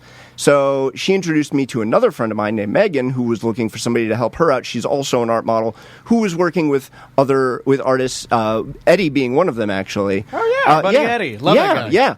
But that was still a clothed session that they recruited me for, just kind of a costumed session. Put this on. You're Batman. And then, it's funny that you say Batman because I actually did a bit for that artist group where I was just completely body painted everything and had my friend Crystal created a pair of wings for me, and I wore a little loincloth and did kind of a gargoyle session. And it was kind of a hit. Gargoyle session. Every session with my wife's a gargoyle session. I'm the gargoyle. Ladies love the gargoyle. Yeah, I perch on her and scare away the bats. So we did that, and then that was kind of a hit, and that we love session, you, gargoyle. It really was, yes. And so then my name got out amongst the art community as that guy that did the gargoyle session. Your gargoyle rifle, Ralph. So gargoyle rifle. It's hard to say gargoyle Ralph. Yeah, it is. Big D gargoyle Ralph. I'm curious to what's the process? Do you come out nude? Is it a robe? Is it a robe? So it is a robe, actually, yes. Yeah. Is it stolen from the Four Seasons or something? No, I've always been that guy that just kind of had a bathrobe. Really? Yeah. You have a bathrobe? You look like a Bathrobe guy. You do. It's a maroon-colored bathrobe, you know. And with the hair, you know, like you kind of look like got a Kramer like bathrobe in. Or Big D Kramer. So when I got recruited to first model nude for Crealde School of Art in Winter Park, that was kind of the thing. Like, be sure you bring a robe. You know, I was still new to it. All I have is the kimono. Little kimono. A lot of women have the kimonos. That one's My dad used to wear a tiny little kimono, like a little blue silk. My dad had a tiny. They did that in the 70s. Yeah, it was a thing. He also had the terry cloth skirt that men wore while they smoked cigarettes by the pool. My dad would wear a tiny terry cloth skirt. He had a necklace, chest hair, and he'd smoke a cigarette by the pool and a tiny skirt. And a waterbed, right? We were not a water. My dad thought the kimono should come with the waterbed for some reason. My dad thought those were gay. So you walk. How many people are in the room painting you? And again, that can vary. It might be a session. So there's open studio sessions, which is kind of just groups of artists in the area that all get together on a Saturday or a Friday or a Sunday or something and hire a model like me to pose for them, and then they'll create their paintings. Sometimes you'll see oil paintings done right there in studio. Wow. One of my favorite pieces of art that I've ever been featured in was a local artist, John Nadeau, who did an oil painting just right there at the Crealde School of Art in like 2 hours, and it's a masterpiece. I'll show that to you guys later if you want. We're going to bring up the paintings. Are they online? Okay. I want to zoom in on them. I don't think we can show them on Twitch. I want to look at them and then look at Ralph. So John, creepy. I want to stare. Ralph is fine with it. I want to stare at the painting, and then I want to reach over with my left hand and hold your hand, like while I'm looking at it. Do they have music going on? Is there a TV on in the background? It's like a MySpace page. You put on a song while you're looking at quiet. Sometimes music and sometimes quiet. What do they put on, like Goody Mob? Usually like classic music, Spanish guitar music. I blew my own joke. I wanted to say Crime Mob, Sam. I wanted to do Crime Mob. So what's the you get up and stand there and do you have to pose that who tells you the pose? Okay, good question. Madonna. So a lot of times that's usually more so up to the art model, whatever they kind of bring their performance, if you will. So if you like bend over and spread it, I mean, I feel like if you do, that'd be hard to stand for that long, though. Well, they're gonna be, but I'd give it a shot. This is called Ace Ventura talks with his butt.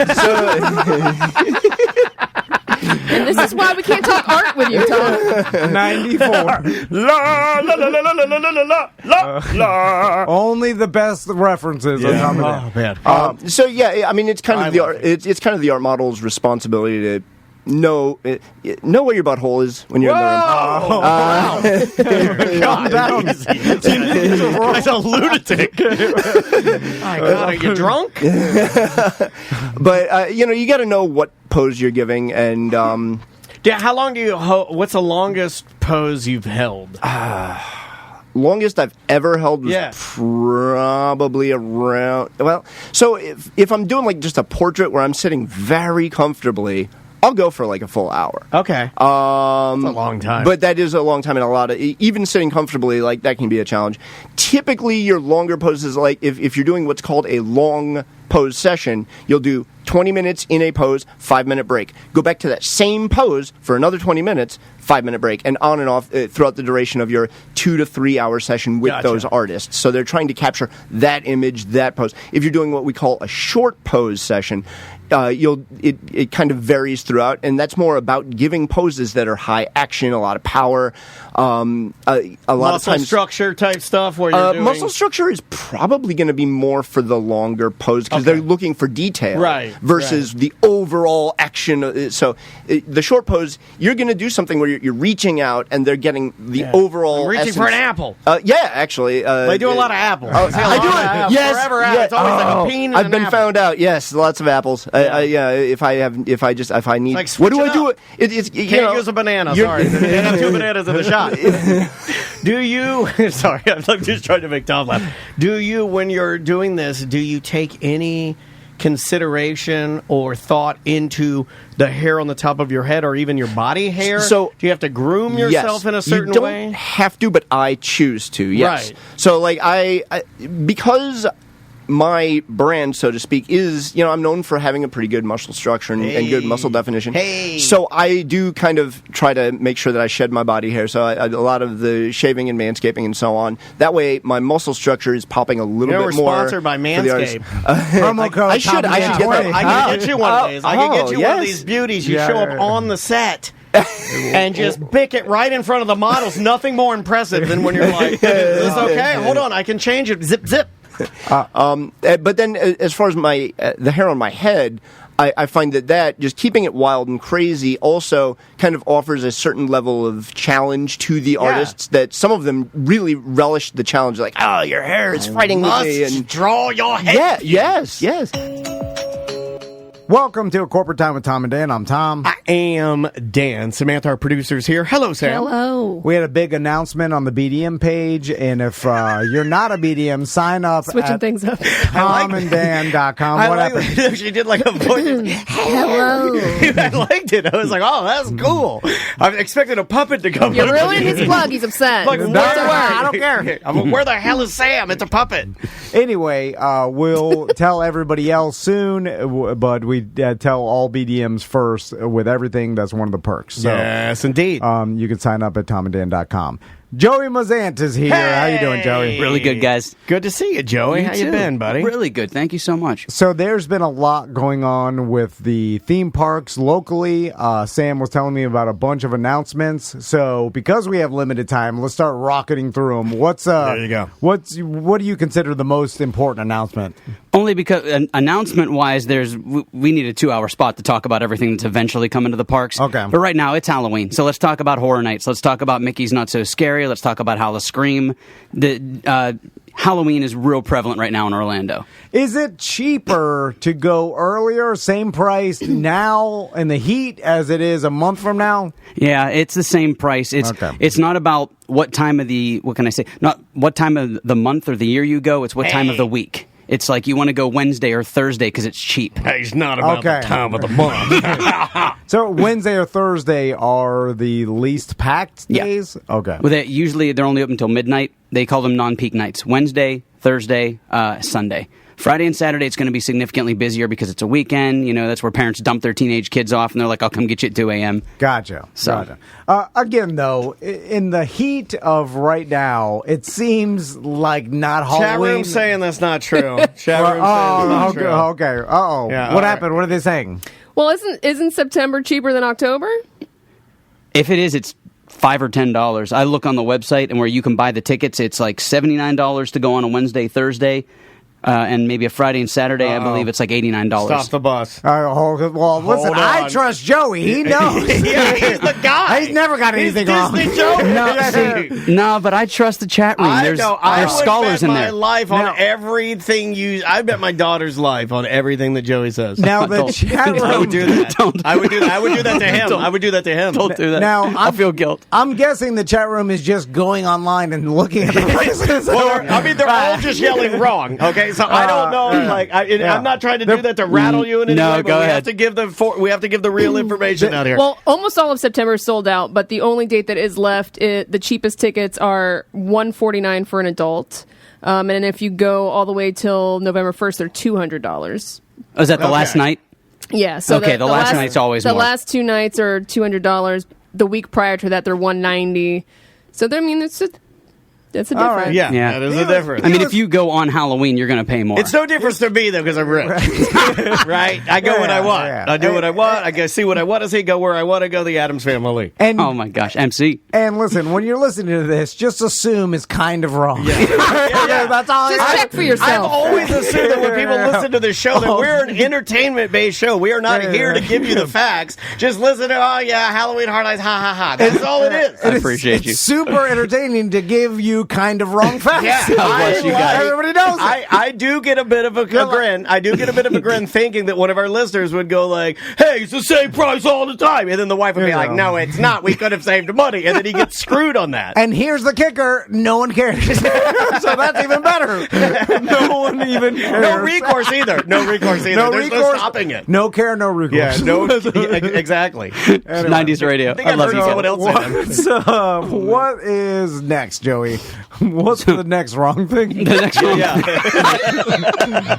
The chat room will tell us. Yeah. The chat room. So go ahead. This is Joey's test. Joey's Disney test. Next. All right, so if you're going to Mickey's Not So Scary Halloween, fluctuating prices. I know that one. Okay. It's like the stock market. But again, like you said, Tom, you can go at 4 o'clock in the afternoon and your kids are sweating through their Halloween costumes, or you can go at 8 o'clock at night where it's at least the sun is set and it's more comfortable. So and I'm just saying that September, I know everybody wants to start early, but it just seems like you're not getting the value out of Halloween, because now when Halloween gets closer, don't you want to do these Halloween themed things when it's closer to Halloween? But the problem with that is it's a lot harder to do them because everybody wants to do them at peak time. So if we got this haunted walk through Lou Gardens up here, right? And I want to go to it. But I don't want to go through it like right now. I want to go through it like October 27th. Yeah. But it will be slammed, right? So I have to kind of pick and choose. You're right, yeah. My battles on this. But I think I'm almost okay. This is what makes me one step worse than you about being grumpy. If I can't get the 27th, I'd rather not go. All or nothing. Yeah, all or nothing, daddy. Yeah. You want the nice weather, it being like real close to Halloween. Yeah. Everybody has And if Andrea goes, the 27th sold out, I'm like, well, I take my ball and go home. I get mad. What most people that go to Halloween Horror Nights do go more than once. It's not like, Mickey's Not So Scary. You pay for a ticket each time. At Horror Nights, you can buy a frequent fear pass and go as many times as you want through the year. It's not expensive. Well, you've already been, right? Like a couple times? I've been 4 times already. 4 times? I love it. The theme this year is Stranger Things, right? That's the big one. The Marquee House of Stranger Things. And then what's really cool What is that, Stranger Things? It's an 80s thing. It's not bad. Is that the fat kid with no teeth? I think he got teeth now. He doesn't have a lisp anymore. Yeah, I feel cheated. If he's not fat with no teeth, I'm not interested. I'm out. I don't want to fit with teeth. That's stupid. Yeah, the guy's got muscles now with teeth. So what the other houses? Well, for the annual pass holders, they did something that's a really cool nod. The house that's right next to it is called Dueling Dragons, which of course is the ride that used to be in Islands of Adventure. Oh. And you go through it just like you would go through the queue of the ride. And at the very end, they say choose your fate. You either got to go ice or fire.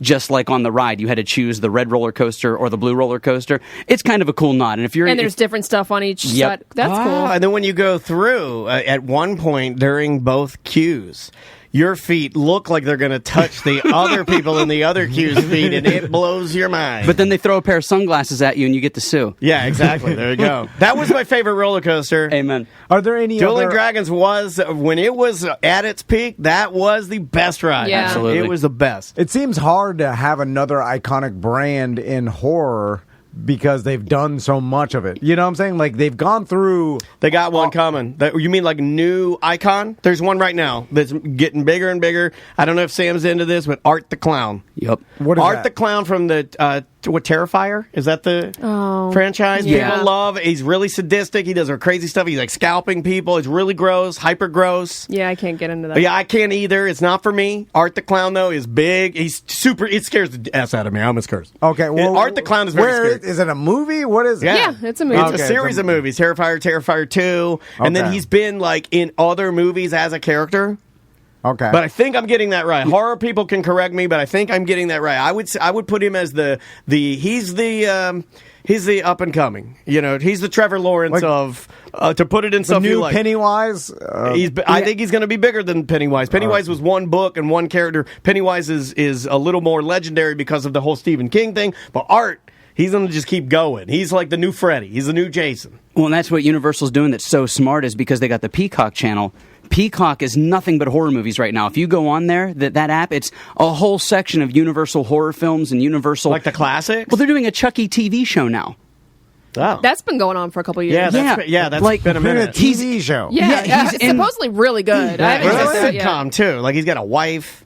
His wife is Jennifer Tilly. Well, it's always like, like even Al the Bundy. movies, You know what they cheaped even out the on? movies have comedy. Yeah, though. but they cheaped out on the dog talks, just like in Happily Ever After, and just like in A Married with Children, the dog has he's Some like thought, yeah. he's like thoughts, and he's horny. The dog's like always horny. He's always like looking at Chucky's wife. All right, Joey, what's next? What's next in terms of the theme parks? Yeah. D23 blew up and everything. I mean, the big thing now is at Epcot they have that Moana, and I keep saying it's the Journey of Water or the Face of Water or the one was a movie where the dude messes around with the fish.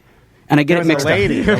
Yeah. And she had coitus with the fish. Yeah, but which one was that? She made beautiful love to the fish man. God, what was the shape of The water? shape- and I keep saying Apparently, Moana. the shape of water is an old lady's dumpy ass. And I was at the park, and I'm like, yeah. And a monster boofing her. My God, that monster's boofing that lady. And he's got a weird one. Oh my God, it's curly like a pigtail. So don't Google Moana, the shape of water. That messed me up. I was like, I don't think they're putting this in the park. Why am I seeing this? So it's a Moana themed section. No, of, Moana. It's like a walkthrough. Yeah. no, it's not Moana. It's Moana. You can say Moana, same thing, right? But it's I'm just messing around. it's two separate walkways. One's wet, one's dry. You can walk through and you can look at the water, or you can walk through and you can touch the water. What is it? Is there a ride? No, it's very God, I have that ride every night. Sometimes I walk through it's dry. Sometimes I walk through and I can touch the water. They're trying Most to bring of the time it's dry. They're trying to bring back classic Epcot, where you actually learn about crap. Okay. So it's I like drunk Epcot. Yeah, I don't me too. know. I don't want educational Epcot. I want novelty bridesmaid T-shirt Epcot. I like drinking around the world Epcot. Drunk one and drunk Is there two. Maui? Is there the Hook? Is there Yeah. anything? No, the's a rock that looks Is like there the pig. Jermaine from Flight of the Conchords singing about being shiny at all? There's a rock that looks like the pig, and there's a rock that looks like the rooster, and that's basically the hidden Mickey, the nod to those characters. That's it. So There's a pig rock. There's a pig rock. That's it? There's no boat? There's no lava monster? No, but there's a spot where there's water falling, and if you put your hand under the water, it plays a note. It's just a hand water notes? It's cute. It's for the kids. It's something to do. It's 100,000 degrees, and the kids are like, Mom and Dad are drinking, and all the rides have a 3-hour wait because there's only 5 rides. That I need pig something rock to do. looks like Dan from Tom and Dan. I figured Moana was such an iconic movie that you build a ride around Aren't it. they saying, They're like- still talking about maybe doing that. I think you have to. Yeah. I mean, that movie meant something to me, and I'm an adult. I watched that movie. I'm like, this is a GD masterpiece. Yeah. It's still, when it comes on, it's like you could watch it. I'll watch it. If it's on and they're doing any of this, I'm a sucker for. You remember when the whole family's on the boat? They're singing the family song. Iconic songs. Yeah. Like the good acting. Yeah. You know what I'm saying? Like The Rock did a great job. What's Jermaine from Flight of the Conchords. The crab. Yeah. Troy Polamalu's one of the Islanders from the Pittsburgh Steelers. Yeah, it's great. Yeah, It's great. If you go on the IMDb, all of the Islanders that have one line, like Islander A, Islander B, they're all football players that are Hawaiian. Every one of them. Oh, that's Really? cool. Yeah, it's cool. Google that. Little IMDb. Polynesian nod. I like it. Have you gone through the walkthrough yet? Well, yeah, I don't want to. It's not open to public. No, yet. you It's have not to have open a till cast member October friend. You have 16th, to but- know somebody that works there that'll walk you through. I'm not going to yuck on it because the kids are going to love it. Okay. It just I'm gonna love it. I don't like if I can't take a beer. If I can't take an open beer through It's like it, a big it doesn't appeal to me. Tafiti sculpture, right? The grass sculpture. It's really it's Sounds cool. like you don't like Moana, Joey. It's No, okay. I don't like being sober at Epcot. All right. Okay. That's just- I don't think you like being sober anytime. hey, how dare you? Who does though? Who does? I mean, if you're given a choice, it's the worst of the choices. Oh my God! Especially if you got to track down the Eye of Tafiti or whatever. The heart. Yeah. Give me some beer. All right, what's next, Joey? What's next? We got the out in Disney. Oh, I'm sorry. They're bringing. This is a rumor that I believe is officially made true. Pirates of the Caribbean is getting a restaurant. It's getting a lounge. But in the Yes. lounge, supposedly they're going to allow alcohol, That's but the you rumor. can't take it out. You won't be able to take it out and walk around the Magic Kingdom with it, but they're like, look, we get what you parents want. We're not stupid. Yeah. Here's a bar. Go sit and drink. Okay, They're going to have a drink there called the Grumpy in the Bed, and they should, right? They should do that. Should they do that? The Flaming Grumpy. Disney is going to do that. No. But so they're maybe moving towards adding more bars because people are demanding it. Oh, yeah. Well, we're all alcoholics now, right? Yeah. I mean, think about it. Well, they want to make money, right? Yeah. So The that's markup on really alcohol all is it higher than anything else. And I feel like this will help them in the fact that the more dads get drunk, the more they want to leave early because they'll stop caring about like they don't want people to leave early. They want them to stay and spend money. Well, if you leave early, more people get. They get want fit the in, locals right? to leave early, though, don't they? I think so. That's not really how it works right now with the reservation system. but yeah, I was going to say it might like, change. Though. I think I've never felt as like a resident that had a pass that they really truly wanted to bend over backwards. Disney for me. World, no. You know, like not at Disney World. Well, I've always felt like they want me to get there. People are mad about this, though. People do not want alcohol at Magic Kingdom, which there already is alcohol at Magic Kingdom at the sit-down restaurants. What's the pushback? What is their? This is the place for kids. Do not have alcohol. You see what they do at Epcot. Everybody gets stumbly drunk. I mean, they're not wrong. I can't say if I'm just looking at it objectively. Look, I want alcohol everywhere. Okay, Amen. I'm just a blanket statement that.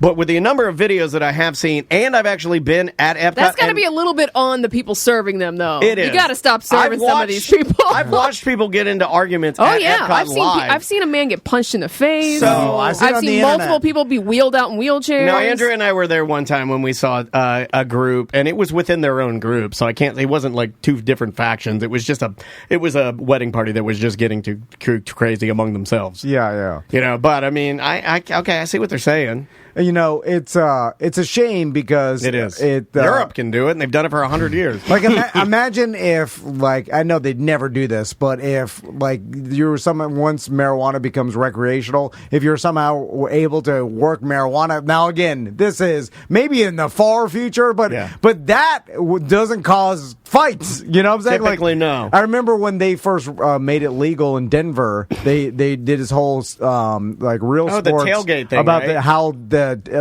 police officers saying how much it helped the fighing at the tailgate. They videoed it. They'd go down there and video the tailgate, and everybody's like grilling and chilling. High people don't fight. Drunk people do.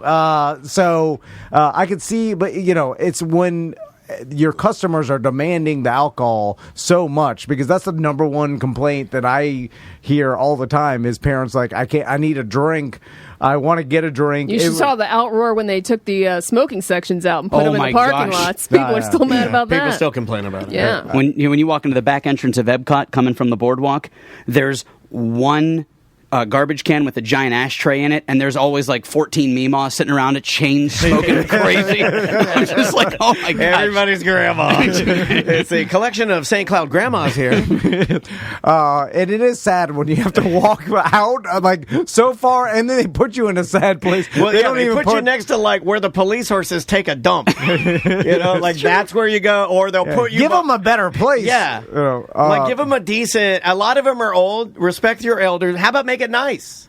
Make it really nice. But to know where it is, like you know where it is, right? Yeah. Yep. It's under a bridge. It's trolls. under. You have to go right. Trolls. There's a bridge that you go over if you're coming from the boardwalk to That's the my beach club. smoking bridge. And there's it's under the. It's so funny. Put a hologram. That's a great Disney shirt. The smoking bridge. I'm sure somebody will make it. Broadcast a hologram of Walt smoking with you. Yeah. Like, how awesome would it be to smoke with Walt? And then he's like, and then he coughs a little. He's like, oh, it's coming. Yeah, I would start smoking again to smoke with Walt. You open that up. But not the later Walt who is smoking in his very deathbed. sad. Why are you so thin?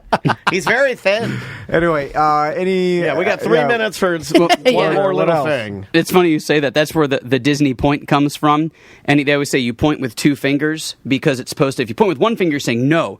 2 fingers is like, oh, it's over that way. The reason why is you can't find a picture of Walt Disney without a cigarette. So they had to superimpose all the cigarettes out. So everyone where he's like going like this, they're like, oh, he's pointing at the ceiling. It's like, no, he's smoking. And you pull the cigarette out of the picture. Two fingers is yes, one finger is no. Okay, So every picture, if you go to Hollywood Studios, there's a thing called One Man's Dream. It's a walkthrough. It's like a history of All Walt he Disney. dreamed about is that last cigarette. One man's dream.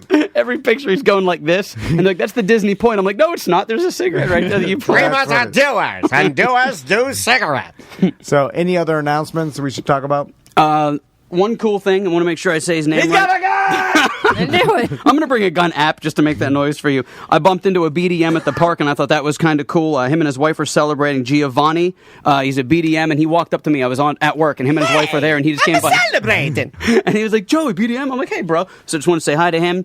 And, of course, a lot of thanks to Toll Road and all the other watering holes from man. Tom and Dan. Yep. It's always, there's a feeling when you walk into a Tom and Dan watering hole, you feel like you're hanging out with your buddies. It's all your friends are there, everybody you know. It's a great feeling. It's like a watering hole. It's like, meet us again again for the first time. Toll Road makes some delicious beers. If you it's downtown Ocoee. Yep. So if you're around Ocoee and you want a local craft brewery And that does a great seltzers, job, yeah. right? Dude, those seltzers are phenomenal. They have like 14 flavors. I have Yeah, yet yeah. to try the fancy seltzers, but I know they're good because everybody says they are. Yeah, 100%. Joey, thanks so much for coming in. Thanks for telling us having about me. the parks. Appreciate you, Always. man. And we'll talk next month. Yes, sir. And I'm sure there's going to be tons of. I mean, right on the day, the flip over from Halloween to the yeah. Christmas is the 1 day flip. And, Exactly. Just remember, we'll get it all wrong. Yeah. Well, they're already selling Christmas stuff on the Disney website. God. Really? Halloween's not even here yet. They've already got Christmas stuff. Is that too early for you, Sam? Are you okay with it? I mean, do what you do. I'm not putting anything up until then. Yeah, it's just too. I just put up my Halloween I stuff. know. I You're know. like, it's done. Christmas time now. Yeah, I don't even know. And like, I used to like it a little early, but I don't even know anymore. I did buy the new Christmas party event that they're having called Jinglewood. Yep. Is it Jinglewood? Did I mess that up? No, Jinglewood. Jinglewood, Yeah. right? Jinglewood. Is that sounds right? That doesn't awesome. sound right. Sounds like I'm just. You know what? I'm just going to keep with everything's wrong. Yeah. The one in Hollywood Studios. Oh, I forgot about- They just. I mean, it's the first time they're doing it. They're screwing up, man. If they're going to do something for the Star Wars nerds, just call it Life Day. Call it Life Day. Have a bunch of friggin' Wookiees and Ewoks walking around. Call it Life Day. Let the nerds have their day. Yeah, but then you're taking Christmas out of. You're gonna have a get my cup. All right. Jollywood. Hollywood. You're gonna be like, you sell fudge rounds here? I know it. All right. Where's my dobro? All right, let's take a quick break. We'll be right back with more of Corporate Time. Welcome to A Corporate Time with Tom and Dan. I'm Tom. I am Dan. We're live on Twitch and YouTube. We do that just about every single day we broadcast. And you can find us, if you're on Twitch, it's Tom and Dan Live. And if you're on YouTube, just search Tom and Dan Live. Real quick, Hollabox kicks off their Oktoberfest September 16th. They'll be in a little later to talk about it. But that and we have announced our Tom and Dan Cruise 2024. Tom and Dan Cruise 2024.com. If you want to get the details, there's a video on there that really, truly breaks down almost every question you could have. Yep. So if you have any questions, send us an email or ask Ahoy Cruises, Tony and Deb. Yeah, man. So earlier I was telling you about taking our bikes up to Wawa for dessert after I like that dinner. you guys Are do you these. also on a bike? I'm going to buy, yeah. He's training. Remember, he's training because he wants to do... I'm not laughing. You're laughing. Well, I'm not laughing. You're training your taint to ride a bike because remember he wants to do the sprint marathon the triathlon. or triathlon. Yeah, sorry, yeah. sprint triathlon. I don't know what I'm talking about. No, yeah. Well, I'll get speaking of that, the bike that I was riding is like my beach cruiser. That's not going to help years. you. No, That's I not know. going to help your taint. The You other got a basket on that? there's I believe there's a basket. I like a basket. I'm pro basket. I don't have one on my bike, but I would if I could. I have a light on mine. So after we go back, the boys, there's two parks. There's one, the public park, and then... Do you give them like names, like inappropriate names? Well, there's the apartment park, and then... Poor People Park. yeah. There's the public Kiwani Park. Okay, Kiwani Park. So then the boys wanted to Wait, go... is Kiwani Park the one that you drugged me for one of those birthday parties that we stood in the sun and nobody drank the That's a different one. margaritas? Yeah, that's a different one. Okay. That's the fancy Winter Park. Sorry. Anyway. Winter Park. So we go. The boys decided they wanted to go back to the apartment park, which we haven't been to in years since I used to drag them in the wagon. You know, Yeah. They're like, we want to 'cause go it's back to tiny. the memory park. And so we're like, let's go back there. So we went there, and then the boys were like, Did they specify reliving. why they wanted to go back to that one if it was smaller? They just said they Better wanted things to to see play it. on? No, Oh. it's way worse. It's a tiny little playground. Hole in the ground. Is And- this a whole family or just you and the boys? And Crystal. Okay. Yeah. Me, Gotcha. Crystal, and the boys. So we Gotcha. ride our bikes over there. I like that you guys are doing this. I think that's awesome. You do a family bike ride. And then, so the boys me and Crystal are sitting on the bench, and then the boys are playing you holding on the park. hands? No holding hands. We're You should looking at hold- our phones. you should hold hands. Not talking. You should hold hands with it. No. Like we old don't people hold do. hands. Can't, sit on you the can't bench. scroll as fast with without two We're hands. both not talking to each other, looking at our phones like Americans. Like real American patriots. So we're sitting there, and then a little girl runs out Uh-oh. from the apartment complex, and she's He's by got my herself. gun! and she's starts playing on the playground too, right? And so then this Where you're little- like, come on, boys, let's go. no, and so the You don't feel weird about not being a resident there and just like crash in the park? well, no one else is there, and Okay. every time I go there, no one's there.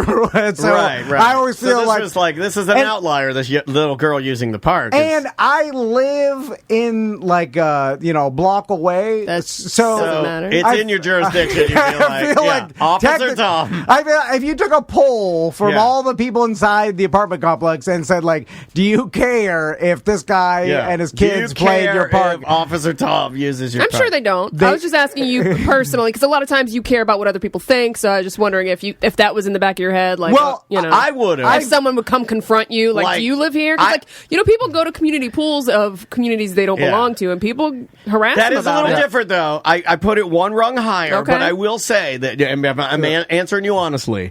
I've never considered like any apartment complex or any like area around Baldwin that if they have a park connected to their thing. I've never looked at it like it's fair game for me. I'm not necessarily anti-ing it. I'm just saying I would never think to use it. Same, yeah. That's what I'm I saying. do want to use the community pools, though. I do, all of them. In my scales of justice, Yes. you can always go down, never go up. You Yeah. see what I'm saying? Like Yeah. I can't Always come, punch down, never punch I up. can't come to the Baldwin Park playground or pool because then fancy. they'll look out their windows They'll and sniff see you I don't out. belong. Yeah. Okay, so if I'm fancy, but I belong if at I'm- the Castleberry apartment. So if complex. I'm fancy- You look like you live there, yeah. But Right. everybody's like, oh, this guy is right across the So street. if I'm fancier than the park in question, I can use it. Yeah, that's what I said. Okay, all right. We got the ground rules down. So anyway, I'm sitting there, and then this girl she obviously wants to. How old are you? 5. Right, and this is important into the story, right? And this 5-year-old, she's playing on the playground or whatever, and then so Tommy, Daddy didn't buy me a car seat. she is this girl. I could tell just from watching far away. She's tough, right? Real tough, and she is not afraid to to tell Tommy dog. bully him around. And Tommy is susceptible to that, Yeah, and yeah. not bully him around, but just like do whatever she says. Like, she's like, "Get over here." Wait, that's what you do. And I'm watching this. I'm like, "Oh, you have no chance." Yeah, I'm like, get on your phone, boy. And so then she's really nice, and then I find out that she's from Turkey, and she speaks Turkish. And so she pretty started cool. she started teaching us. She's like, "You want to know Turkish?" And then she started teaching us hello and a goodbye. cute, smart little girl. And then A little terrifying for me, a 5-year-old is just talking to strangers. But hey, man. that's just because I'm paranoid. This- right? Yeah, but Sam, around here, I get the same way. Around here, kids just Because they just you run guys are wild. fine, right? I know you're not going to kidnap this little Oh, yeah. girl, but there are people out there that would. Not a and Turkish- if she's this friendly with Not a- strangers, no. no one's Turkish- kidnapping her. She's tougher than Yeah. I'm not. So Turkish 5-year-old, way tough. So this girl is so tough. Like, not only is she's like, still a 5-year-old girl. So. No, I know. Right. She didn't choose that toughness. I It watched just- her fall on her head. Yeah. And then she shook it off. Like, not even. I'm like, she fell like a running Just back. laugh at that. Like Bijan Like Damar Robinson. Hamlin collapsed. And then she fall. I'm like, oh! And then she just gets back up, starts running around. she's fine. Barefoot, and then at one point, like, she's standing in an ant pile. The ants are Yeah. crawling at her feet. Get Tommy away from there. And then I'm like, God, I didn't even think of that. I don't- Neither did he. I know. doesn't even bother her. And then I'm like, this girl is tough. And I'm like, how did she be like to get so tough? Yeah. And I imagine it's partly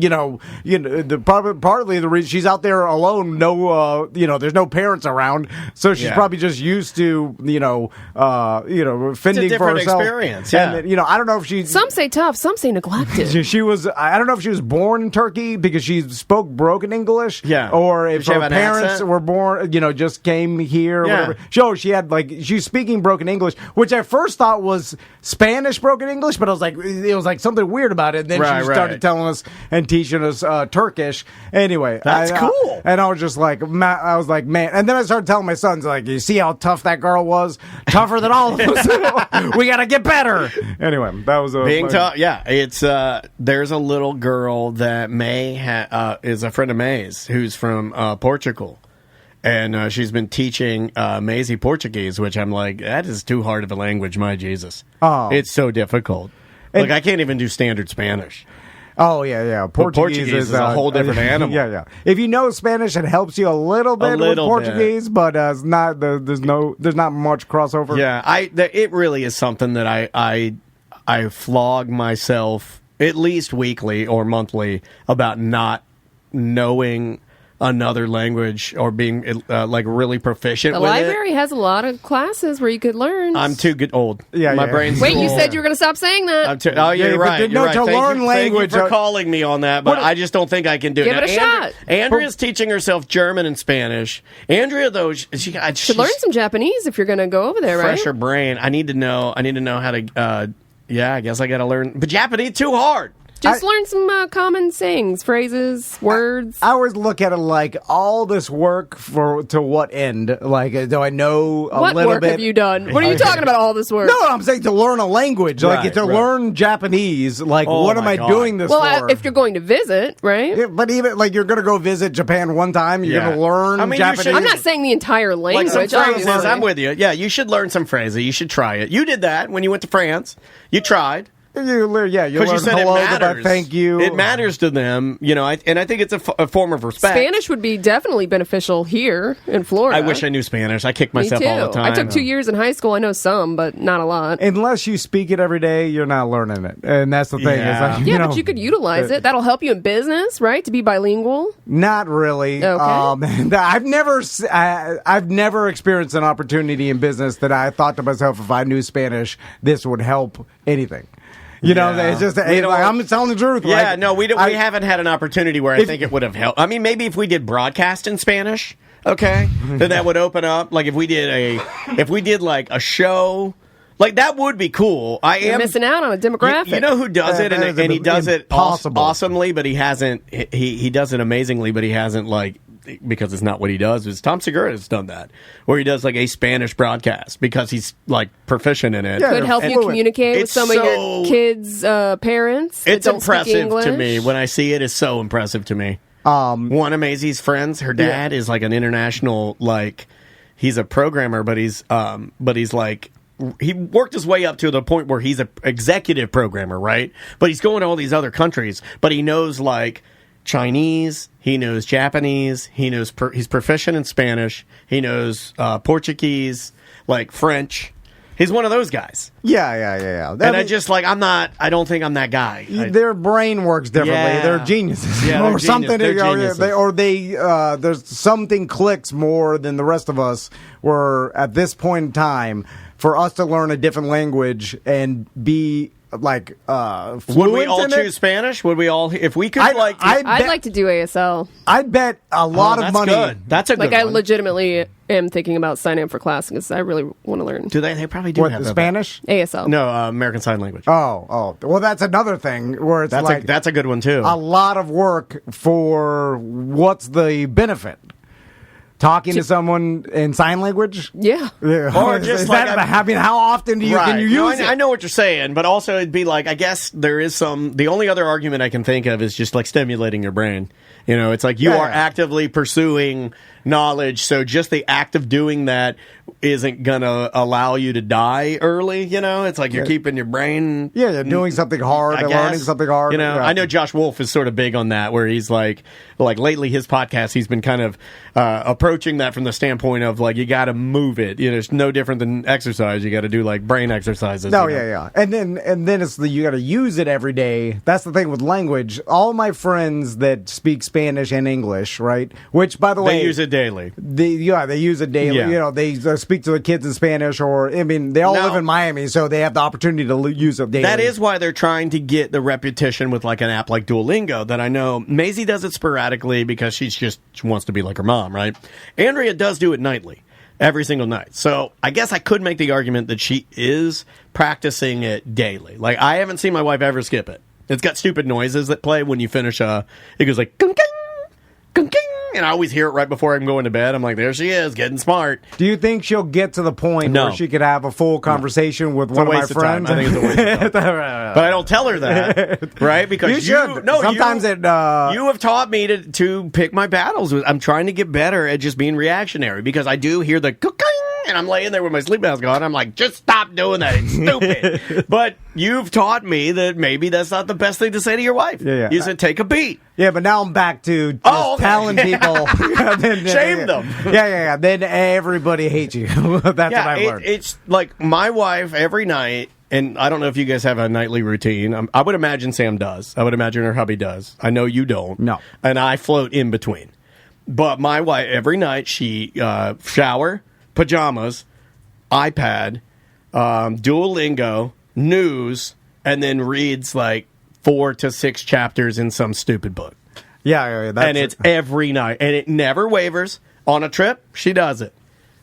And on a plane, she does it. Hotel room, doing it. Yeah, she always does it. Yeah. That's what successful people do. I think they so. go and do routines every, like Rob Dyrdek. Look at his routine, or any of these people that promote extreme discipline and doing the same thing every single day and scheduling their life out every single minute.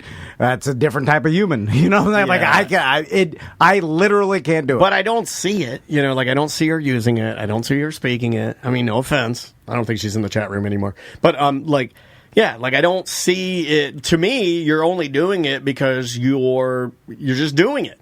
It's part of the routine. Right. So it's the religion. Yeah. It's the religion of her routine. Yeah, it doesn't need to. I mean, you're getting something out of it. Obviously you are, or you wouldn't do it. Now, she cranks through books because of the routine, right?